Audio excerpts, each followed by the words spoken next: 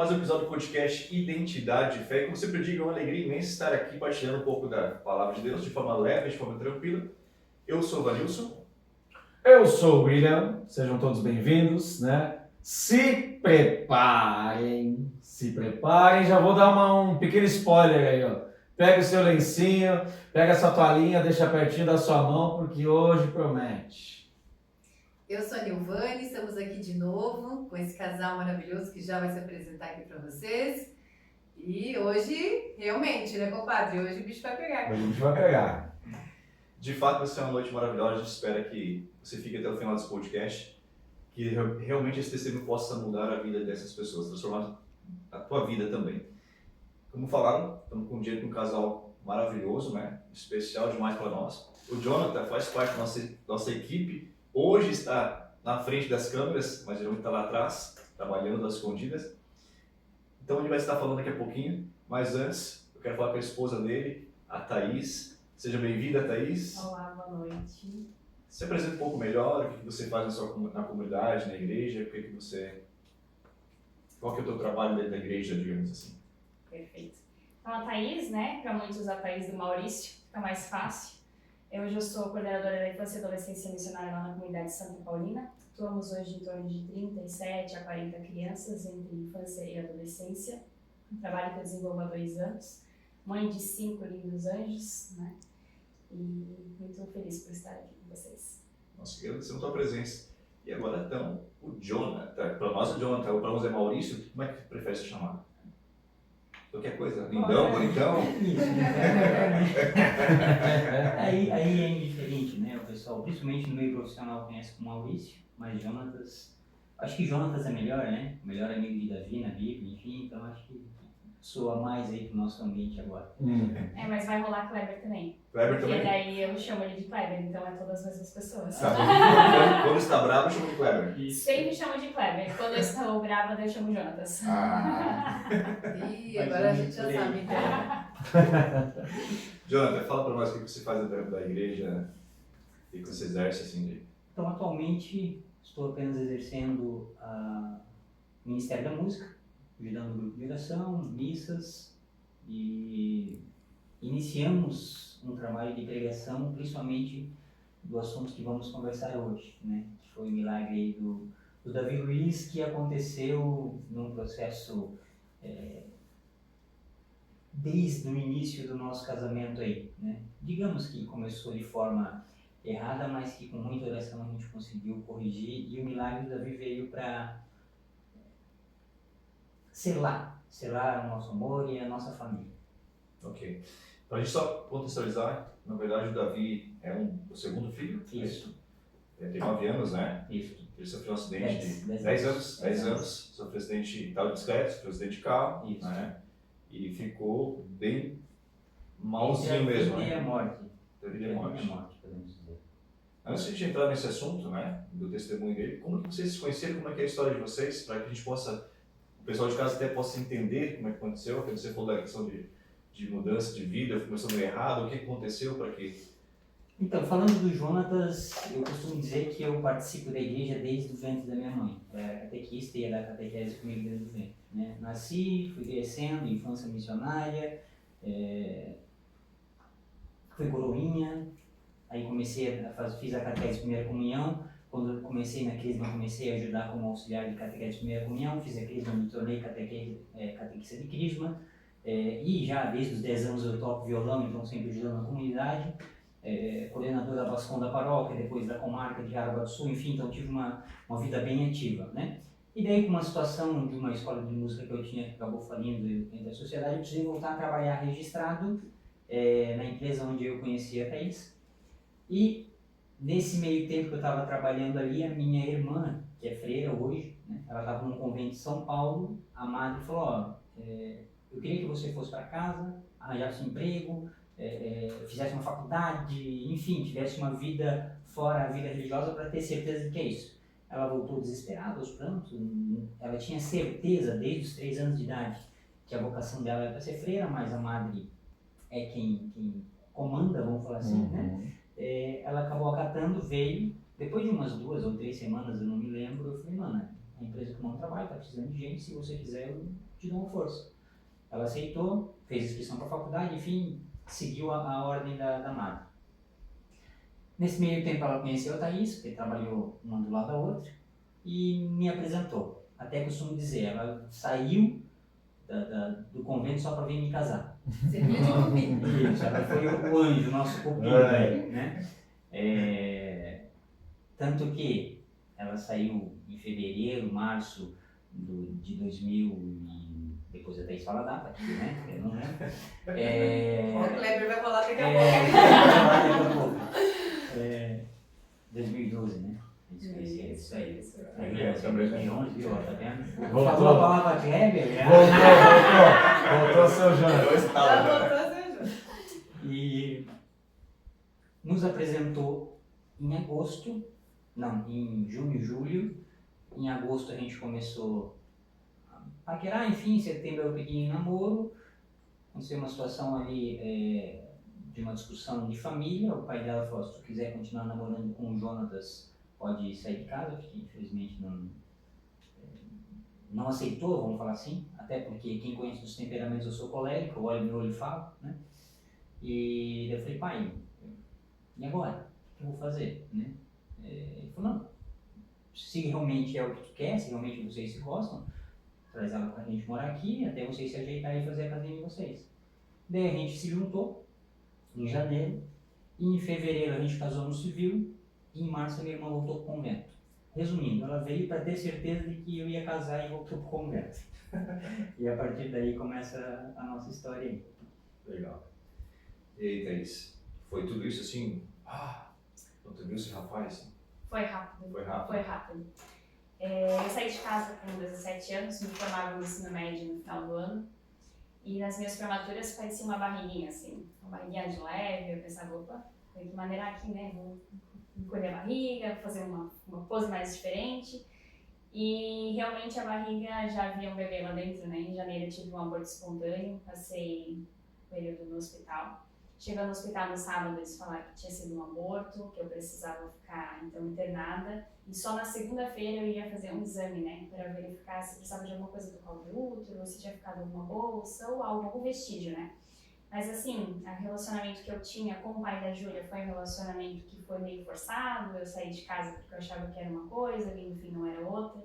Foi uma relação bem traumática, difícil mesmo. Então a gente, nem eu nem ele, esperávamos essa gravidez. Sim. Mas desde o começo eu sabia que a responsabilidade ia ser minha, né? Questão minha de infância, totalmente diferente do Jonatas. Eu era aquela católica que mixa dias de festa. Dia de Nossa Senhora eu estava na igreja. Final do ano, na noite de Natal, eu estava na igreja. O demais não, porque eu não tinha esse acompanhamento dos meus pais em casa. Então, terço, orações, às vezes lembrava de fazer alguma coisa, não. Mas eu tinha minha tia Márcia, essa me levava pra cima e pra baixo. Vai ter formação, vamos, vai, tal, trabalha lá, porque eu trabalhei muitos anos voluntariada, né, ali no Grupo Primavera, Santa Ana, então eu dançava com as idosas a tarde toda, saía suada, com cheirinho de perfume de cada uma, assim. Então, me orgulho muito dessas idosas, ainda estão vivas, me veem na rua e falam: nossa, você era menininha lá do Primavera. Eu falei: eu era assim. Então, assim, tinha essa vontade de trabalhar em comunidade, mas não era uma coisa ativa, né? E aí, quando eu saí de casa, eu saí achando que eu ia resolver minha vida, ia resolver os problemas, mas eu afastei muito da igreja, então não procurei estar amparada nesse formato. E aí, tendo esse aborto, eu dei parece um choque, assim, de realidade. Eu falei: meu Deus, o que eu tô fazendo? Mal saí de casa, nem conheço bem direito o pai da minha filha. E aí eu tô grávida, mas na verdade agora não tô mais grávida porque eu tive um aborto. E aí passei do sábado para domingo refletindo isso sozinha, porque, como eu disse, no domingo o pai da minha filha não era uma pessoa que ficava ali presente, então eu fiquei sozinha. E no domingo eu comecei a rezar, pedir para entender o que estava acontecendo aquilo comigo. E na segunda-feira a gente chegou lá perto, um pouco antes do horário de fazer a ultrassonografia. A médica arrumou e era para fazer uma intravaginal, e vamos fazer aqui para ver como tá, mas mãe, teu colo do útero tá fechado. E eu acho isso muito estranho, né, porque a gente precisa viabilizar. Só que, bom, isso foram há 11 anos atrás, então a tecnologia de lá também não era tanto igual hoje, né. Vamos mudar o exame, vamos fazer um exame normal, e vou pedir para a enfermeira vir aqui, mudar para mim e eu já volto, pode ser? E aí nisso o pai da Júlia também saiu da sala, deixou eu sozinha. E aí ela voltou, ela colocou o gel, e ela falou, vamos ver como que tá aqui por dentro, como que tá. E aí quando ela colocou, a gente escutou um coração. E esse coração batia muito forte, com muita vontade de viver, com muita sede de viver, e aquilo me deu sede de viver também. E era a Júlia, ela estava de 17 semanas, o bebê que eu havia perdido estava de 6. A gente não entende, porque eu também não quis ir a fundo para ver se eu tive esse aborto porque o bebê não estava se formando, ou talvez porque eu tive uma duplovulação, que também é possível. Ela falou que em muitos casos não acontece, mas pode acontecer.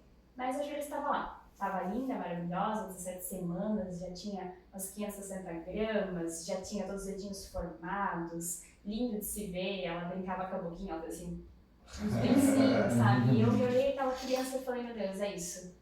Despertou assim uma vocação de ser mãe, eu vou cuidar, eu vou zelar, eu vou ser a melhor mãe do mundo para essa criança. E... Isso você tinha 17 anos? 17 anos, descobri em janeiro. Então, assim, foi difícil, porque o meu pai e a minha mãe não queriam nem que eu tivesse saído de casa, né? Mas eu também não tinha um diálogo com eles. Eles tiveram uma criação diferente, não os culpo, né? Então, a gente tem que saber que tem que fazer essa mudança. Nós entendemos bem, então, assim, é difícil, mas a gente tem que pegar o que tem de errado e mudar nas gerações adiante, né? Mudar o ciclo. E eles sempre me deram muito de tudo na vida. Então, muito falavam, poxa, né? Filha única, então assim, quer isso, a gente te dá, quer aquilo, a gente te dá, mas meu pai trabalhava muito, meu pai trabalhava demais. E aí eu acho que eu não senti essa presença e tentei procurar fora, de uma forma errada, mas não tanto, porque foi a Júlia que fez o Jonathan se apaixonar. Na verdade, primeiro ele se apaixonou pela minha filha, para depois se apaixonar por mim. E eu lembro que numa das conversas com a Mayara, a gente estava numa máquina, e aí ela falou assim, você tá de olho no meu irmão? Daí eu falei, que irmão? Daí ela falou, aquele que passou pela janela, e tinha uma janela grande, assim, a gente trabalhava numa empresa de espéculos, tá? Loiro, assim, loiro claro. Verdes. Aí ele passou empurrando numa paleteira, eu falei, cara, eu amo isso, meu Deus. Fortes. E aí eu falei, meu Deus, tô apaixonada. Aí o homem da minha vida, ela falou, tá vendo lá? Ela concluiu, né? Ela foi até o fim, né? Pô, comadre. Aí, ó. Existe uma chaga nesse coração. Não, mas ele não pode falar, né? Porque eu também fui bem guerreira. Até hoje. Ainda é. Para contextualizar um pouquinho, a empresa que a gente trabalhava é uma empresa que faz produtos médicos hospitalares. A maioria dele, vamos falar 90%, é produto para exames femininos, né? Papa Nicolau, enfim, toda essa parte aí. Então, a produção, para entrar na produção, tinha uma câmara de ar, tu entrava, fazia higienização para entrar dentro da produção. E para sair os produtos para a expedição, a mesma situação. Então, a minha irmã, onde conheceu os três, trabalhava na produção e eu fazia parte da expedição. E daí tinha uma janelona onde a gente tinha acesso para ver quando estava pronto o lote para entrar e retirar para vir para a expedição para separar e mandar para os clientes. E daí essa é a janela que ela falava, que daí a gente... Isso aí. Passava toda hora, né? Eu sei como é que é. O pessoal, meu, Jonathan é um trabalhador, cara. Carrinho vazio e... Fazendo pose, né? Só que aí eu falei pra Mayara assim, não, sabe que eu tô num relacionamento, né? Tô me separando, então, porque a gente tinha discutido muitas vezes, tinha me separado muitas vezes. Meu tio, que é o esposo da minha tia Márcia, ele não aguentava mais puxar, ele trabalhava com mudança. Aí eu ligava pra ele e dizia, é pra mim buscar ou é pra mim levar? Porque a gente tinha me separado tipo umas 8 vezes, assim, muitas vezes. E nessa época a Júlia tinha quantos anos? A Júlia, quando eu ganhei a Júlia, passei momentos muito difíceis na gestação, realmente essa menina lutou pela vida, né? Porque eu tive vários inícios de aborto, com 32 semanas ela queria nascer, a gente ficou internado e foi bem complicado. E aí, nesse período da Júlia, de a gente conhecer o Jonatas, ela tinha 1 ano. Mas quando eu saí de casa, ela tinha 1 ano mesmo. Porque assim, a gente fez o aniversário dela de 1 ano, e aí eu falei, agora eu não quero mais nada, eu vou sair de casa e voltar para casa dos meus pais de novo. Mas aí era definitivo, e eu queria sair, eu ia demorar muito tempo para encontrar uma pessoa, porque já tinha me machucado demais, já tinha sofrido demais, e aí eu coloquei na minha cabeça que isso não iria acontecer. E isso foi em agosto, o aniversário dela foi a festa, né, foi dia 3 de agosto, ela faz aniversário dia 30, e aí ela faz dia 30 de julho e a gente fez a festa dia 3 de agosto. Em agosto eu conheci o Jonatas. E aí nessa semana ali, pós a separação, que eu tava indo pra casa dos meus pais, ainda, né, arrumando as coisas, foi quando eu conversei com a Mayara a primeira vez, assim, a gente tava trabalhando na máquina, e ela foi tirar sarro, assim, sai de olho no meu irmão. E aí tinha uma outra menina que conhecia o Jonatas, conhecia a Mayara também na mesa, E falou assim, ela faz tempo de olho, mas sabe, né? Daí eu falei pra ela, vocês estão doidos, eu acabei de me separar, eu tenho uma filha pequena. Ela ainda Tá até machucado, mas como é que é curativo? Ô, metiolate, Hoje não arde mais, né? Ah, E detalhe, minha irmã tem 1,5 m, se tem, eu não sei, e cabelo escuro e olho azul. Ela falou, como assim, irmão, né? Eu, um alemão, enfim, um pouco mais alto, não tanto, mas um pouco mais alto, 1,71 m, né? De repente, se alguém tem interesse. Bem distribuído. Bem distribuído. E a minha irmã é cabelo escuro, escuro mesmo. Tem preto. E a pele bem clara, bem clara. Ela falou, não, como assim, irmão? Ela até achou estranho, a minha irmã falou, sim, esse é meu irmão. Esse é meu irmão. E aí eu falei, tu é louca, eu tenho uma filha pequena dela, você, meu pai ia amar uma neta pronta. Aí eu Olha falei, só. cara, é o homem da minha vida. Já gostei da família, se é pra ser inserido assim. E aí na semana seguinte, bom, o Jonathan se apaixonou por mim, eu usava jaleco branco, né? Aquelas toquinhas toda paramentada, né? E aí eu tirava pra ir pra banheira, daí voltava, colocava de novo, se higienizava. E aí numa dessas saídas ele viu que eu tava saindo e ele saiu também. Então ele saiu da porta da expedição, eu saí da porta da produção e encontrei ele no corredor. E ele falou, oi moça, tudo bem? E eu falei, oi, sabia que tem uma filha? Nossa, Que direto! Eu na lata, eu amo criança. Eu amo criança. Se esse é o problema, ó. Mas você já tinha também? Ela tinha chamado a tua atenção? Assim? Sim. E daí nisso... mas como não? Passava todo o tempo aí. oxi. Bom, Mas a tua irmã, assim, o carrinho ela do Jo- também fazia parte pra Não, você? Trazia, ela Thaís, e tal? simplesmente só não amarrou nós dois porque não tinha como, que eu vi de separar, porque senão ela tinha... O carrinho do Jonathan tinha mais quilômetro rodado que a E como ela é feia, com certeza ela fez muita oração. E daí nessa passada ela falou, eu vou trazer minha menina, não lembro que dia. Na né? semana que vem, porque eu tenho um médico, e aí eu vou trazer ela aqui. Daí ele falou, tá perfeito, me avisa a hora que for pra trazer ela aí. E aí eu combinei com os meus pais, mas meus pais não sabiam da existência do Jonatas, né? Meu Deus, se soubessem, assim, que de imediato eu tava me apaixonando por outra pessoa, eu acho que eu ficava sem casa. E aí eu levei a Júlia, então, na semana seguinte, e aí o combinado era as meninas saírem, porque eu trabalhava pelo turno, então as meninas saírem da produção junto comigo e conhecerem a Júlia, porque eu falava, todo mundo falava, enfim, e o Jonatas também. Então eu falei, ó, eu vou chegar aqui umas 10 para as 2, eles vão chegar, eu vou sair 2 horas, desço, as meninas saem às 2h18 e todo mundo vê a Júlia, ok? Não, perfeito. Só que ele viu que eu tinha chego com a Júlia na aula ali, e aí saiu da expedição. E aí quem disse que a Júlia dava atenção para as meninas brincando, fofinha e tal, e ela vidrada no Jonatas quando o Jonatas saiu. Só que como o Jonatas estava em horário expediente ainda, né, porque ele trabalhava normal, ele estava indo pro banheiro e tipo, meio que dava uma olhadinha pra ela, fazia um tchauzinho, e a menina vidrou assim, meio. Tipo, ela olhava assim, aí ele ia andando, ela ia acompanhando. As amigas falaram, Jonatas, que é isso? Para o feitiço, solta os feitiços, não queriam brincar com ela. E ela O corredor tinha uns 8 metros mais ou menos, até eu chegar no corredor para virar para daí para os banheiros, ela ficou olhando. Quando eu saí daí, ela deu atenção para meninas. Na verdade, ele saiu, ela fez, que ele tinha saído assim. Daí ele voltou, ela, aí ele saiu de volta. Aí eu falei, eu acho que acho que caminha mesmo. Isso é massa, né? Daí eu comentei com uma das meninas que trabalhava lá, ela tinha ido pra recepção, ela falou, vou fazer um almoço, vamos juntar vocês dois, tá, a primeira vez. E aí ela fez o convite, vamos lá em casa domingo. Daí eu falei, vou levar a Júlia, né, então pode ser. Tudo onde eu fosse, eu tinha que levar a Júlia, porque a minha prioridade, se eu encontrasse uma pessoa, primeiro era a Tinha Júlia, que saber né, que era minha tá, filha, né? tinha que saber, tinha que Já tinha falado que tinha filho, então tá Eu sabendo. tava ciente, né. E como que vocês aí entrou na fase de conversão ali, que vocês começaram a buscar mais junto, assim? Aí- Já estão casados, e como é que... Aí é um detalhe bem importante. Minha santa padroeira é Santa Mônica. E a gente casou, eu ainda participava de algumas atividades na igreja, daí estava tendo muita briga, enfim, porque a Thaís até então não tinha essa atividade, e falei, poxa, vamos na missa, vamos, né? Chamando, ela não, até que uma hora isso me fez falta. Falei, não, se ela não caiu, né? Fui, e eu não me recordo exatamente, mas numa missa ou em algum momento eu me recordei de Santa Mônica, e eu falei, poxa, Santa Mônica, e 30 anos para a conversão do filho, vou começar a rezar pela minha esposa.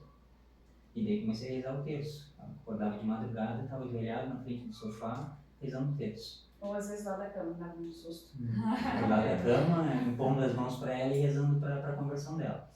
O silêncio ali, então... Isso, e nós estamos há 11 anos casados, tem 2 anos e meio que houve a conversão dela. Começou de vez em quando ali na missa, quando dava vontade. Fazem 2 anos e meio apenas. Apenas a conversão dela. Isso é difícil, hein? Ah, mas não tanto como o Agostinho. Com toda certeza. Não. Com toda Ele certeza. pegou Santa Mônica, ele Ele resolveu. é complicado, o homem é complicado, é verdade. Mas é bem interessante porque a gente sempre escuta, né, que são as mulheres que levam os maridos para, né, a igreja, né? Rezam anos às vezes pela conversão do marido, né? E em muitos casos acontece isso mesmo, né? O marido também tem esse papel de levar, né, a sua esposa, os Tanto filhos, que, enfim. com o falecimento da avó dela, foi logo depois que a Amanda nasceu. A Amanda fez 8 anos agora. Ela teve uma crise, porque era a avó que ela mais visitava, enfim. Foi uma crise pesada, ela até pediu a separação. Né? Pediu a separação, eu falei, tá bom, se quer, né? Vou fazer o quê? Minha mãe ficou desolada, porque ela estava com 2 filhos, né? Estava passando dificuldade financeira. Se for contar, vai umas 5 horas aqui, mas só para esses ida e volta que a gente teve aí. E tirei todas as coisas do quarto. A gente tinha voltado a morar com a minha mãe, até por sinal. Um pouquinho antes do Davi nascer, a gente foi já pagar aluguel, ficamos numa casa, depois fomos para outra. E daí, nessa troca disso, daquilo, enfim, a gente voltou a morar com a minha mãe. E tirei as coisas do quarto, enfim, fiz toda essa logística para daí deixá-la no ambiente dela, até a gente achar um lugar para ela morar, enfim. E daí a minha mãe foi visitar a minha irmã, né? E falou com a minha irmã. E lembro que elas foram para lá e começaram a rezar, mas que a minha mãe ficou bem chateada, mas começaram a rezar. E eu também rezando aqui, minha mãe ia passar 30 dias lá. Eu acho que ela já estava uns 7, 8 dias, não lembro o que aconteceu. Daí nós pedimos para ela fazer cura de libertação com o pessoal da Comunidade de Vida Nova. E daí na 3ª ou 4ª atendimento, né? A minha mãe foi fazer essa viagem em dezembro para lá. E nesse meio tempo era o tempo que a gente ia achar a casa para ela se mudar, para quando a mãe voltar já está tudo organizado. E nesse meio tempo a gente acabou reatando, né? Reatando o casamento. A gente falou, então vamos procurar uma casa maior, algo que a gente consiga realmente ter uma vida de casal, né? De verdade, onde a gente veio morar no bairro aqui perto da Santa Ana. E aí veio a Manu. Quando ela engravidou da Manu, a Manu nasceu em novembro, dia 30 de novembro, e a mãe daí ia viajar para passar as férias com uma amiga nossa, né, que é feira lá em Recife. E daí ela falou, vocês não querem vir aqui cuidar da casa para a mãe, enfim, porque a mãe tem medo de deixar a casa sozinha, vai ficar 30 dias fora, enfim. Eu falei, não, tá bom, a Manu também nasceu, precisava de um lugar um pouquinho maior, que onde a gente estava era só para nós 5, né? E daí ali veio a ideia de a gente construir a casa atrás, no terreno, que já é o terreno da mãe ali. Construímos a casa, ou melhor, se programamos para construir a casa, enfim, já começamos a organizar a mudança, e daí nisso descobrimos que ela estava grávida da Maria. A Maria vai fazer... Lugar novo, né? Isso. Tudo novo. Vai testando, né? Testa o lugar. Mais um. E daí aonde... A cegonha trabalha mais nessa casa do carrinho de Jonas. E daí nesse meio tempo que a Maria nasceu, eu já estava com um outro negócio que a gente tem até hoje, que é a representação, psicologia de representação. E a Thaís também já estava trabalhando com vendas. E eu falei, poxa, vem trabalhar comigo então, né? Vamos fazer o negócio acontecer, vamos, né, nos desenvolver profissionalmente. E daí nisso descobrimos que estava grávida da Maria. Daí a gente falou, não, agora precisamos fazer a casa. Aí fechou 5 daí. Isso daí, ele fechou 5. 5 filhos, né? 5 filhos. E daí nisso veio a conversão dela.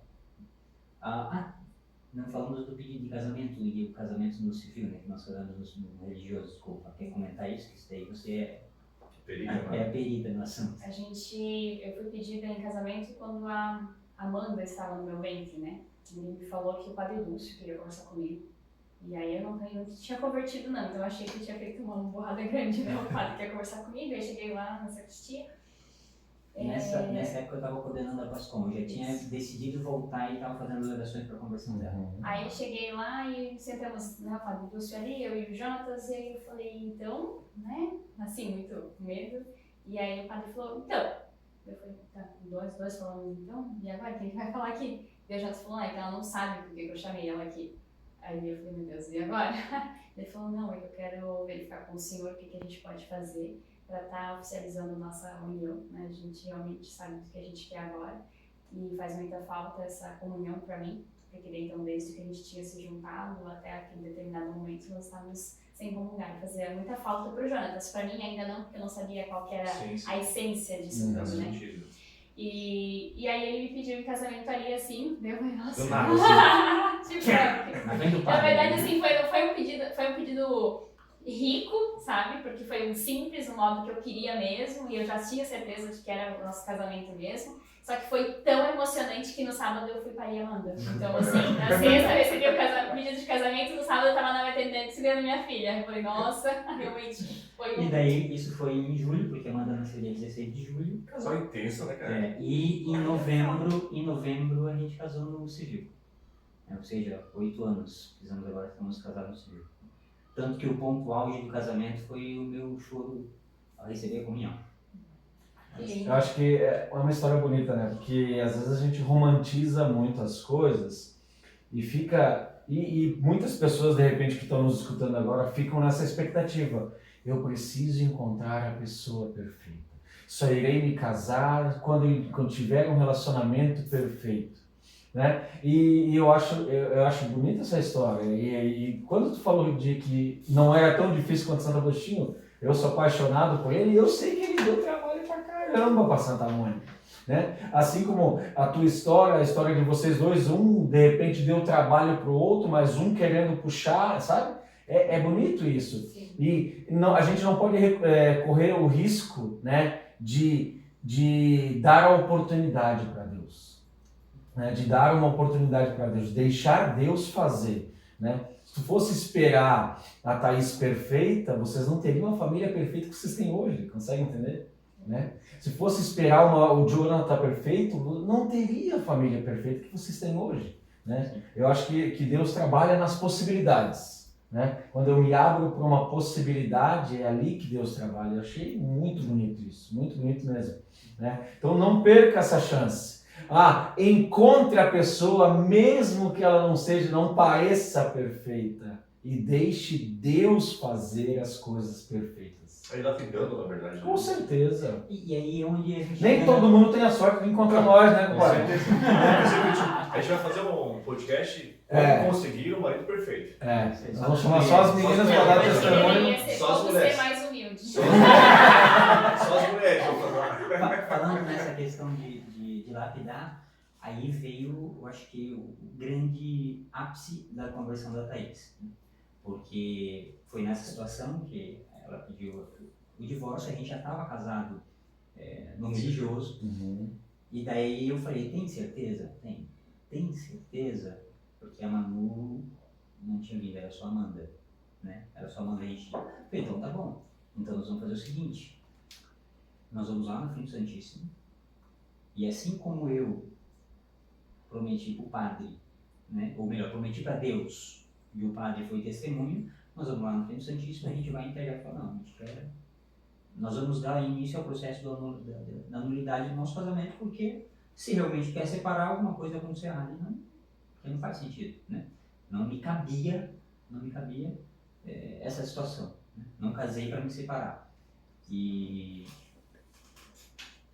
ela falou, não, isso é isso. E daí nós vamos lá falar com teus pais, assim como foi lá pedir a tua mãe em casamento, eu vou lá entregar ela. Porque eu sou homem. Assim como eu fui homem dela pedir, eu sou homem de lá dizer não. Ela não quer, então não tem o que a gente ficar fazendo. E daí nisso deu esse choque de realidade, né? Depois das orações, enfim, desses atendimentos de cura interior, a gente acabou reatando, né? E daí começou ela vindo mais para a igreja, não era todo domingo que ia, mas era muito mais sim do que não.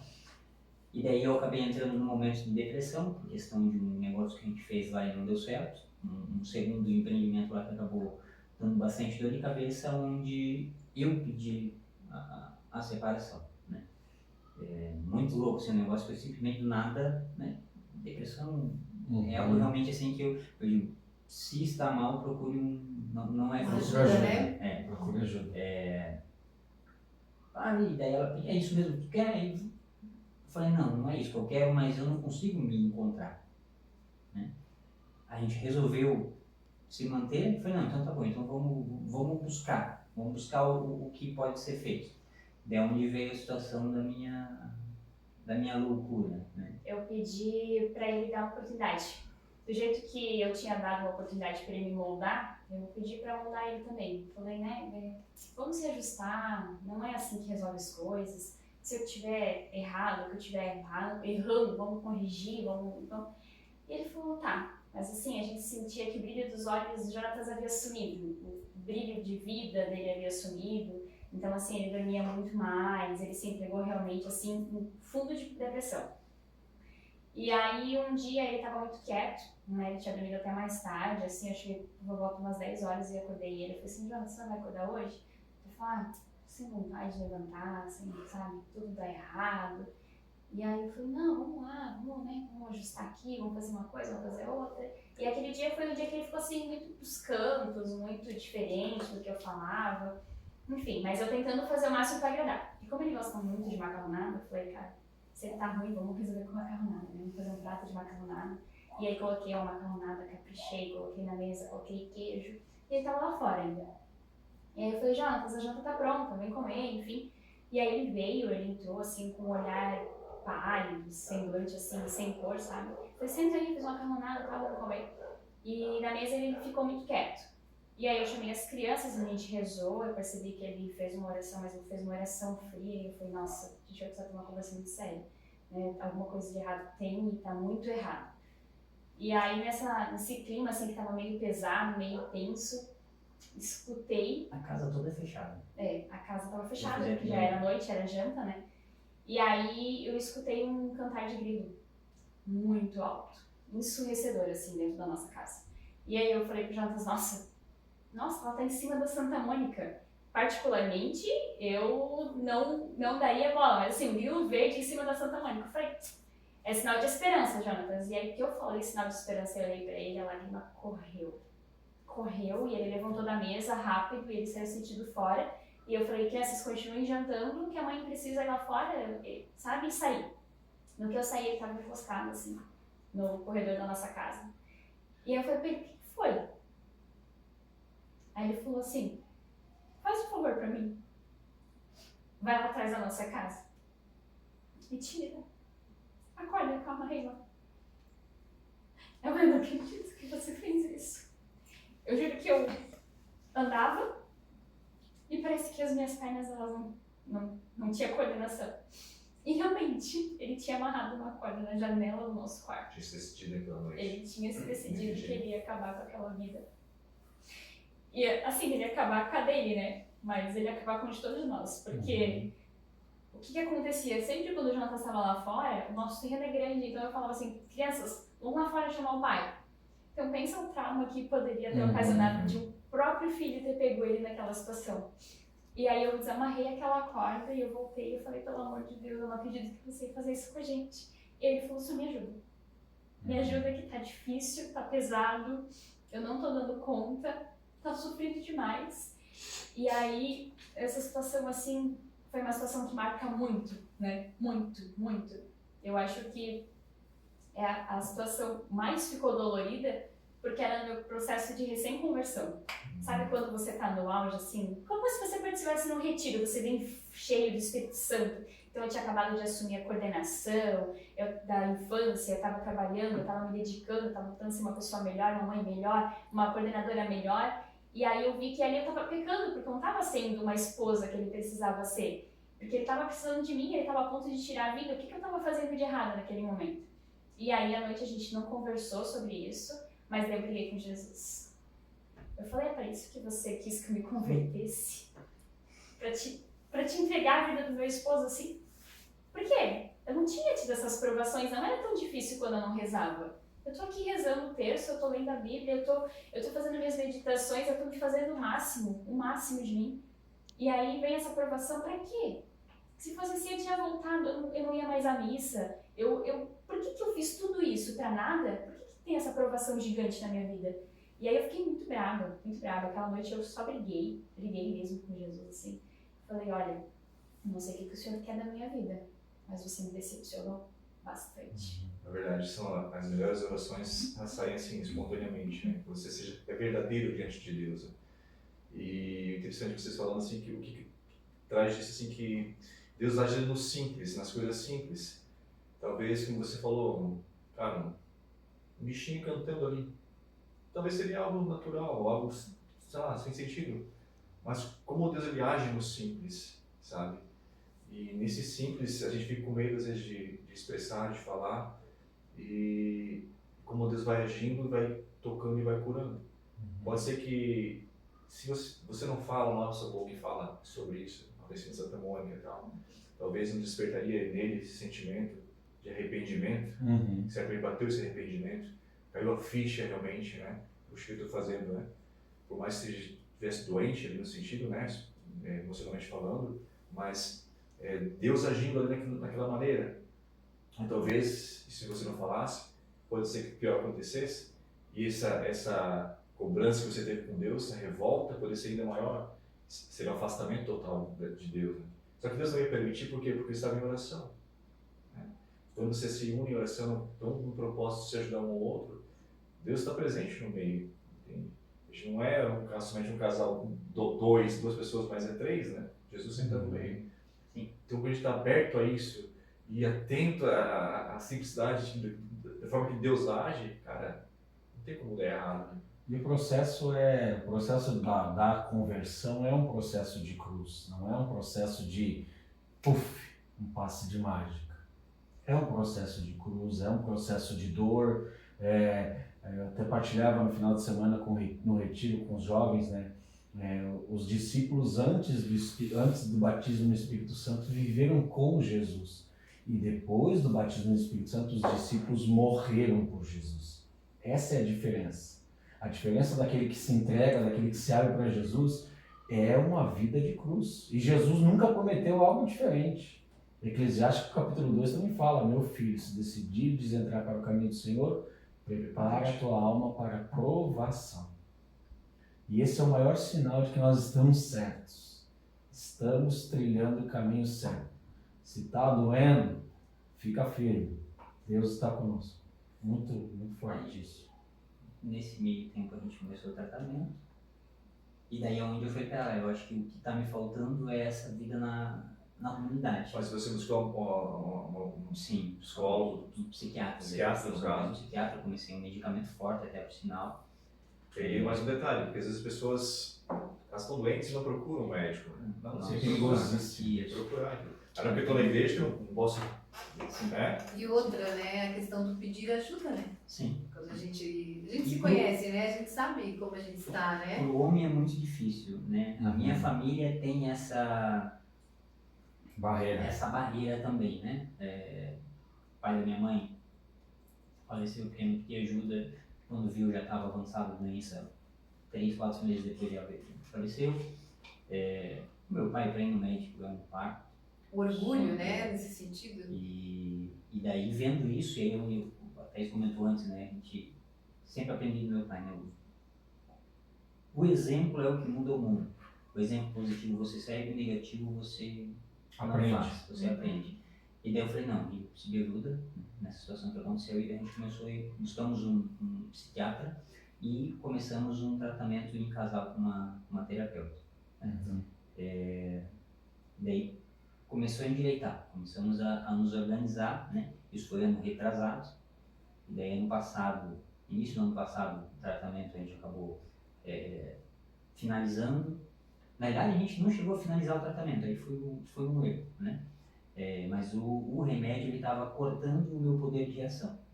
E para mim, como vendedor, não tem como não ter, isso estava atrapalhando. Eu falei para a Tesi, eu vou parar o tratamento, eu já estou ciente do que eu preciso fazer e eu preciso da tua ajuda, porque, né, eu não posso mais, né, continuar no formato que eu estou.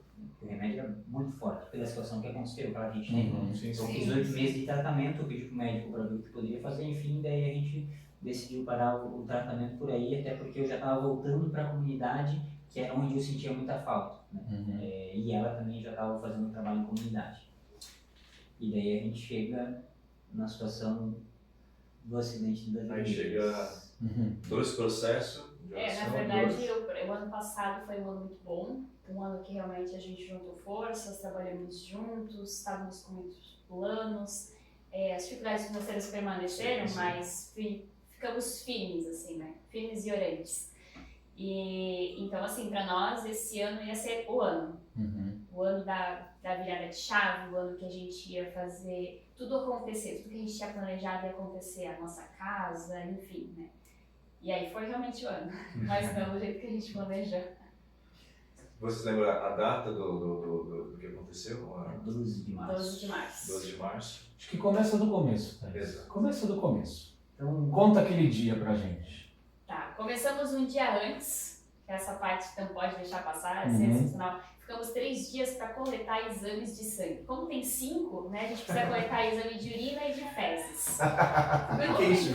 tivemos que comprar um pinico. A gente teve que comprar, cara, assim, Pra ó, eu coloquei conseguir plástico coletar. no vaso, enfim, eu falei, Jonas, pelo amor de Deus, gasta dinheiro, mas vai comprar um pinico, porque não tem condições. A gente pegava o potinho na mão, eles corriam, não queriam mais fazer mais nada. E aí, então, no dia anterior, a gente estava em função disso, de fazer essa coleta aí de fezes para levar na terça-feira e levar todo mundo para tirar sangue. E aí, na terça-feira, a gente começou a rotina bem cedo. Saímos 6 horas de casa, a gente foi até o laboratório, Pegaram a levamos os Kombi. 4. Pegaram a Kombi.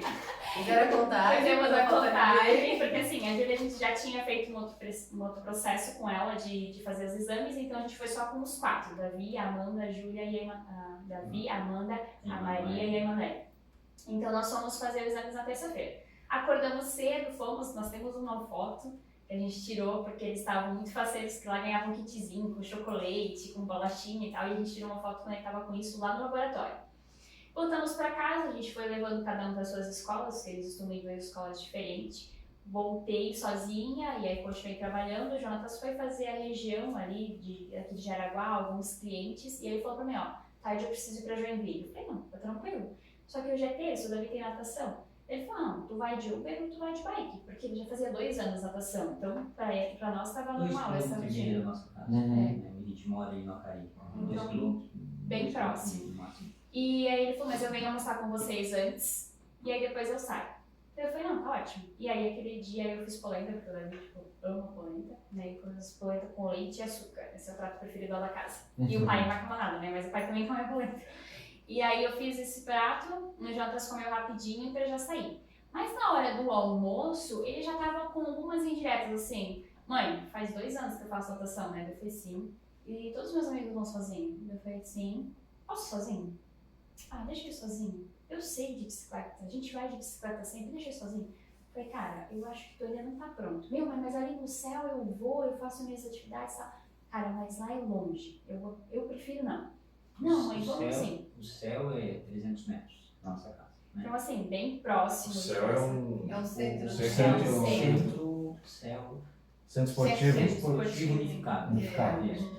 Então, ele ia ali fazer o ukulele dele, ele sempre ia de bike, mas assim, já tinham falado que ele sempre saía muito doidinho de bicicleta pela rua, principalmente na nossa rua ali, que é a servidão, ele descia muito rápido. E eu sempre ia pegando no pé dele, Davi, presta atenção, cuida, enfim. E aí o Jonatas almoçando conosco, e aí ele lançou, pai, eu quero ir de bicicleta sozinho. Aí o Jonatas, eu vou deixar ele falar. Falei, não, cara.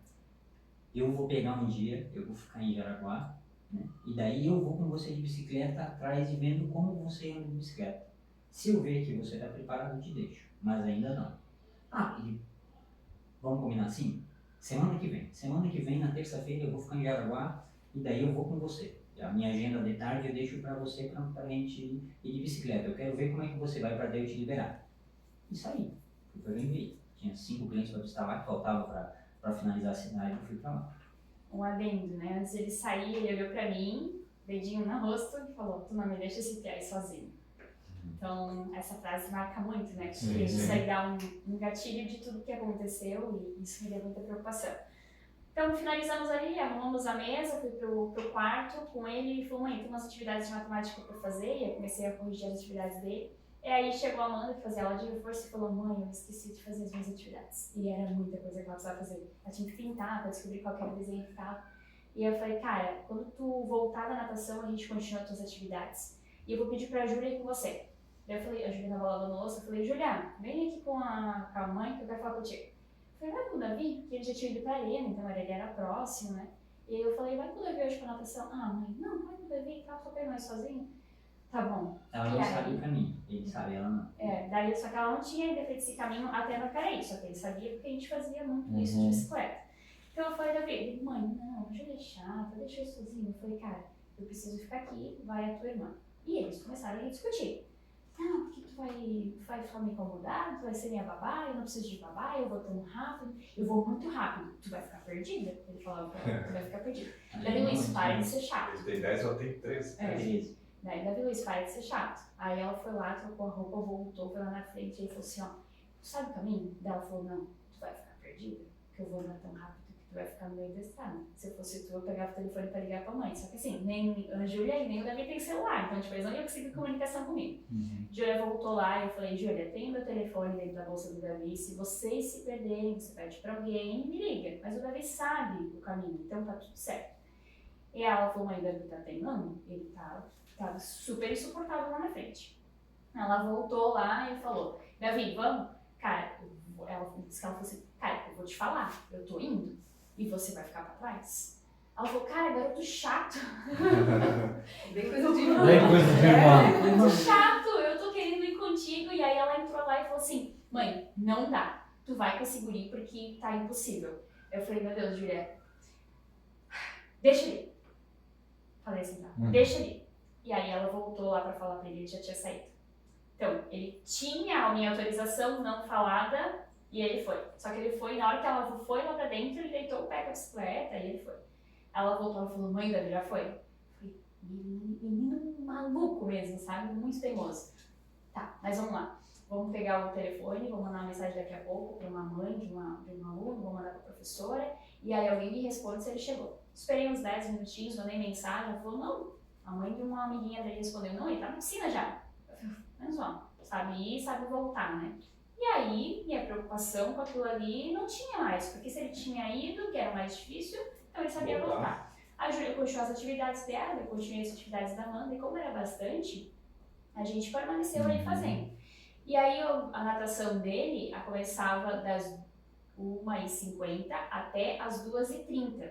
E das 2h30 às 2h40 eu liberava para ir para a piscina de fora, porque estava muito quente, era março. Então assim, vamos para a piscina de fora, que não é aquecida, brinquem lá uns 10 minutos. Depois vocês vão pro banheiro, trocam de roupa. Então ele sempre saía do Acaraí às 3 horas. A gente sempre saía. Às vezes ele queria até ficar um pouco mais, mas eu sempre falo, não, agora já deu, tem a segunda turma para ir também para a piscina. E aquele dia eu acho que ele queria tanto mostrar que ele tinha condições de ir e voltar, que ele não foi para a piscina de fora. Ele foi direto pro banheiro, pro vestiário, colocou a roupa, pegou a bike e veio. E ele veio muito rápido mesmo. Então eu ainda continuava ali com a Amanda fazendo atividade. Chegou uma amiga nossa da família, aí ela sempre tem um restaurante, então começou a batata frita e tal, ela sempre deixa lá em casa e fala assim, ó, tem batata frita aqui pras crianças. Eu falei, obrigada, Beth. Então ela falou, tá, e suas crianças estão em casa? Eu falei, então.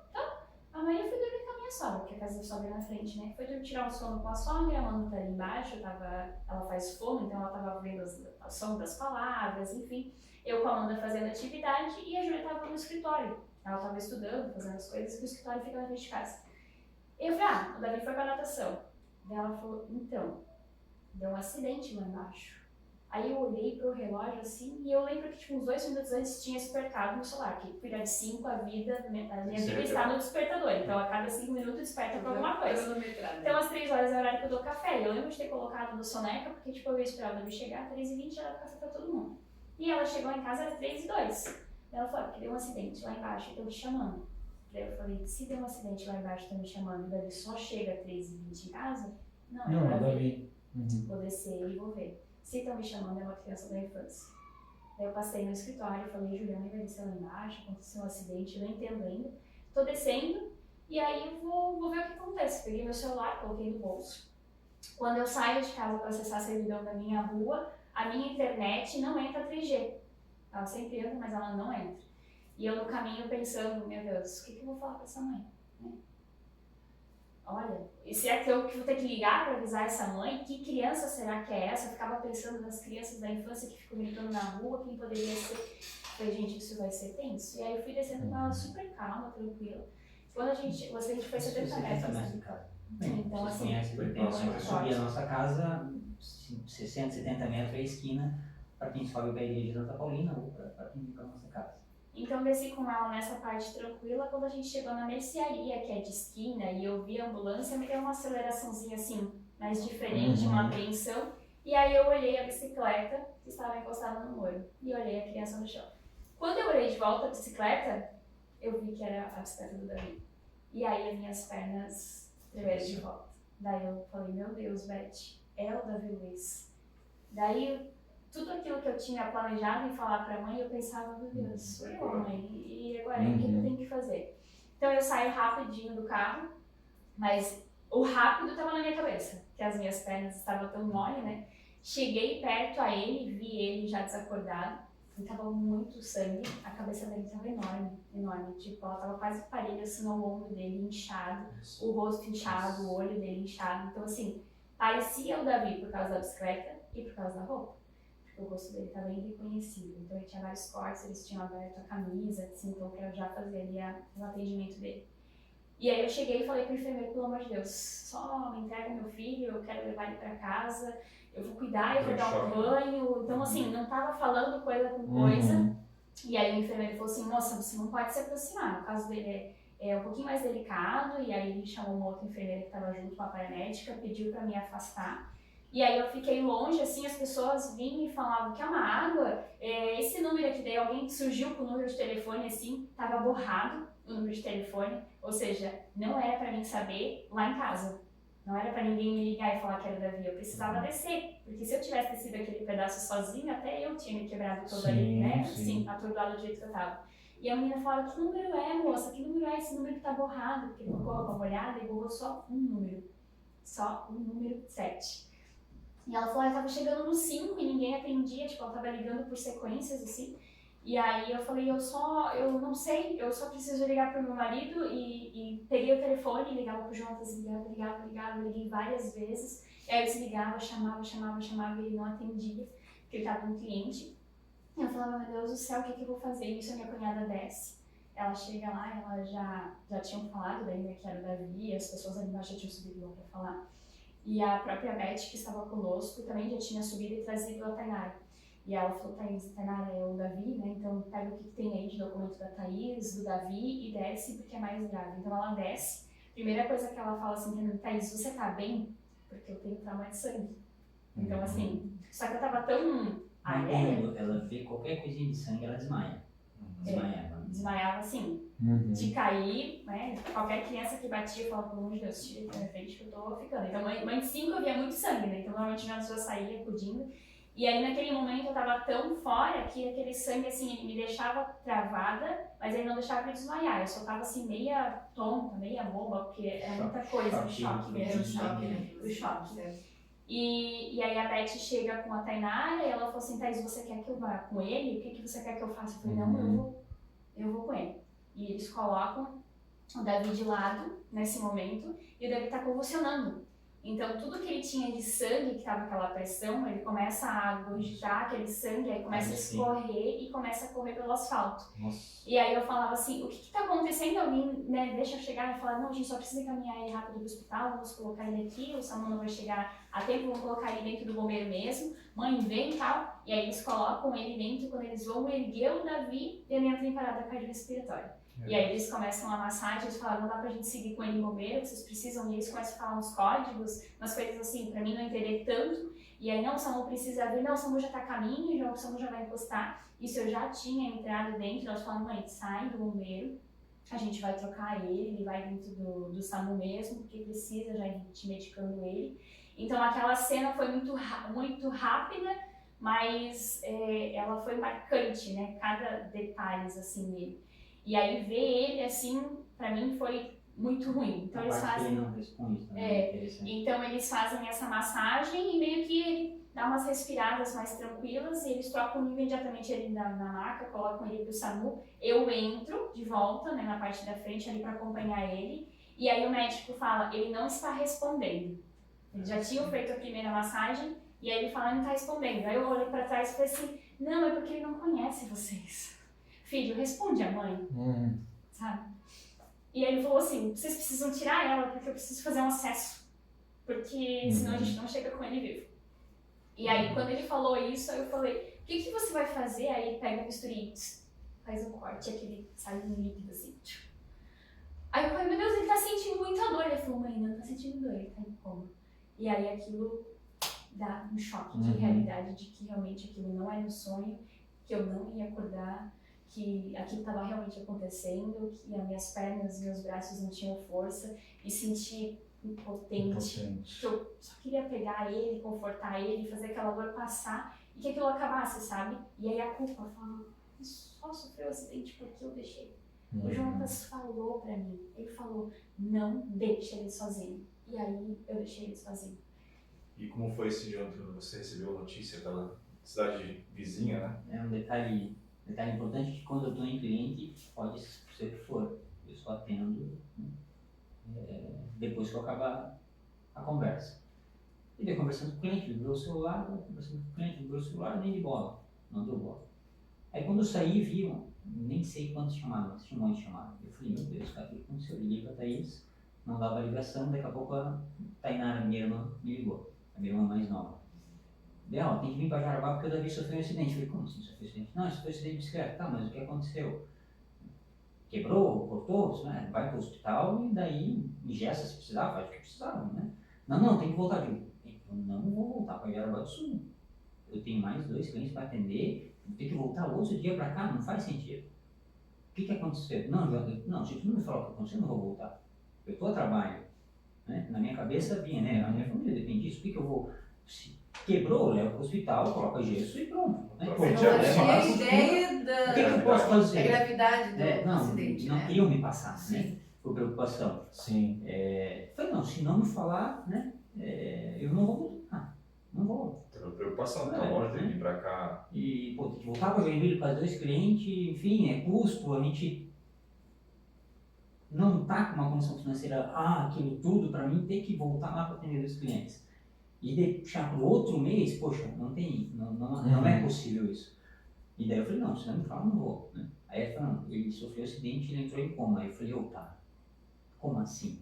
Ele foi sozinho e daí ele acabou sendo atropelado. Eu falei, cara, que né? Que Emer. Tô aqui batalhando e vocês ali me fazendo lambança, né? Enfim, isso na hora passou.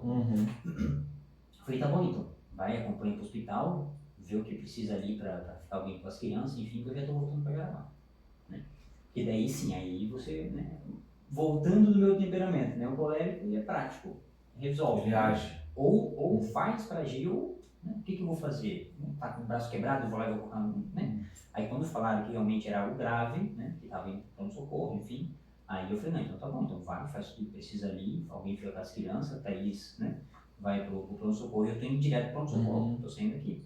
Eu já estava aí, a parte do sul de Joinville, né, no Aventureiro, tô ali, num cliente, eu falei, daí daqui é mais rápido para mim sair, pego o eixo sul e 50 minutos no máximo eu tô lá. E lembro-me que parece que foi umas 5 horas de viagem. Nunca chegaram. Nunca Você chegava. fica voando, né? Cara? E daí eu falei, cara, já tem um lá, eu vou de boa porque já não tá legal, então essa consciência eu tive, né? Bom, Tranquilo, enfim. Parecia que sempre aparecia alguém na frente para travar, mas eu fui muito tranquilo. Isso, eu até brinco, né? Ser colérico tem seus pontos positivos nessas horas assim que precisa de pressão. E vim e fui direto para o hospital. E lembro que nunca briguei tanto com Deus, nunca xinguei tanto Deus quanto naquele dia.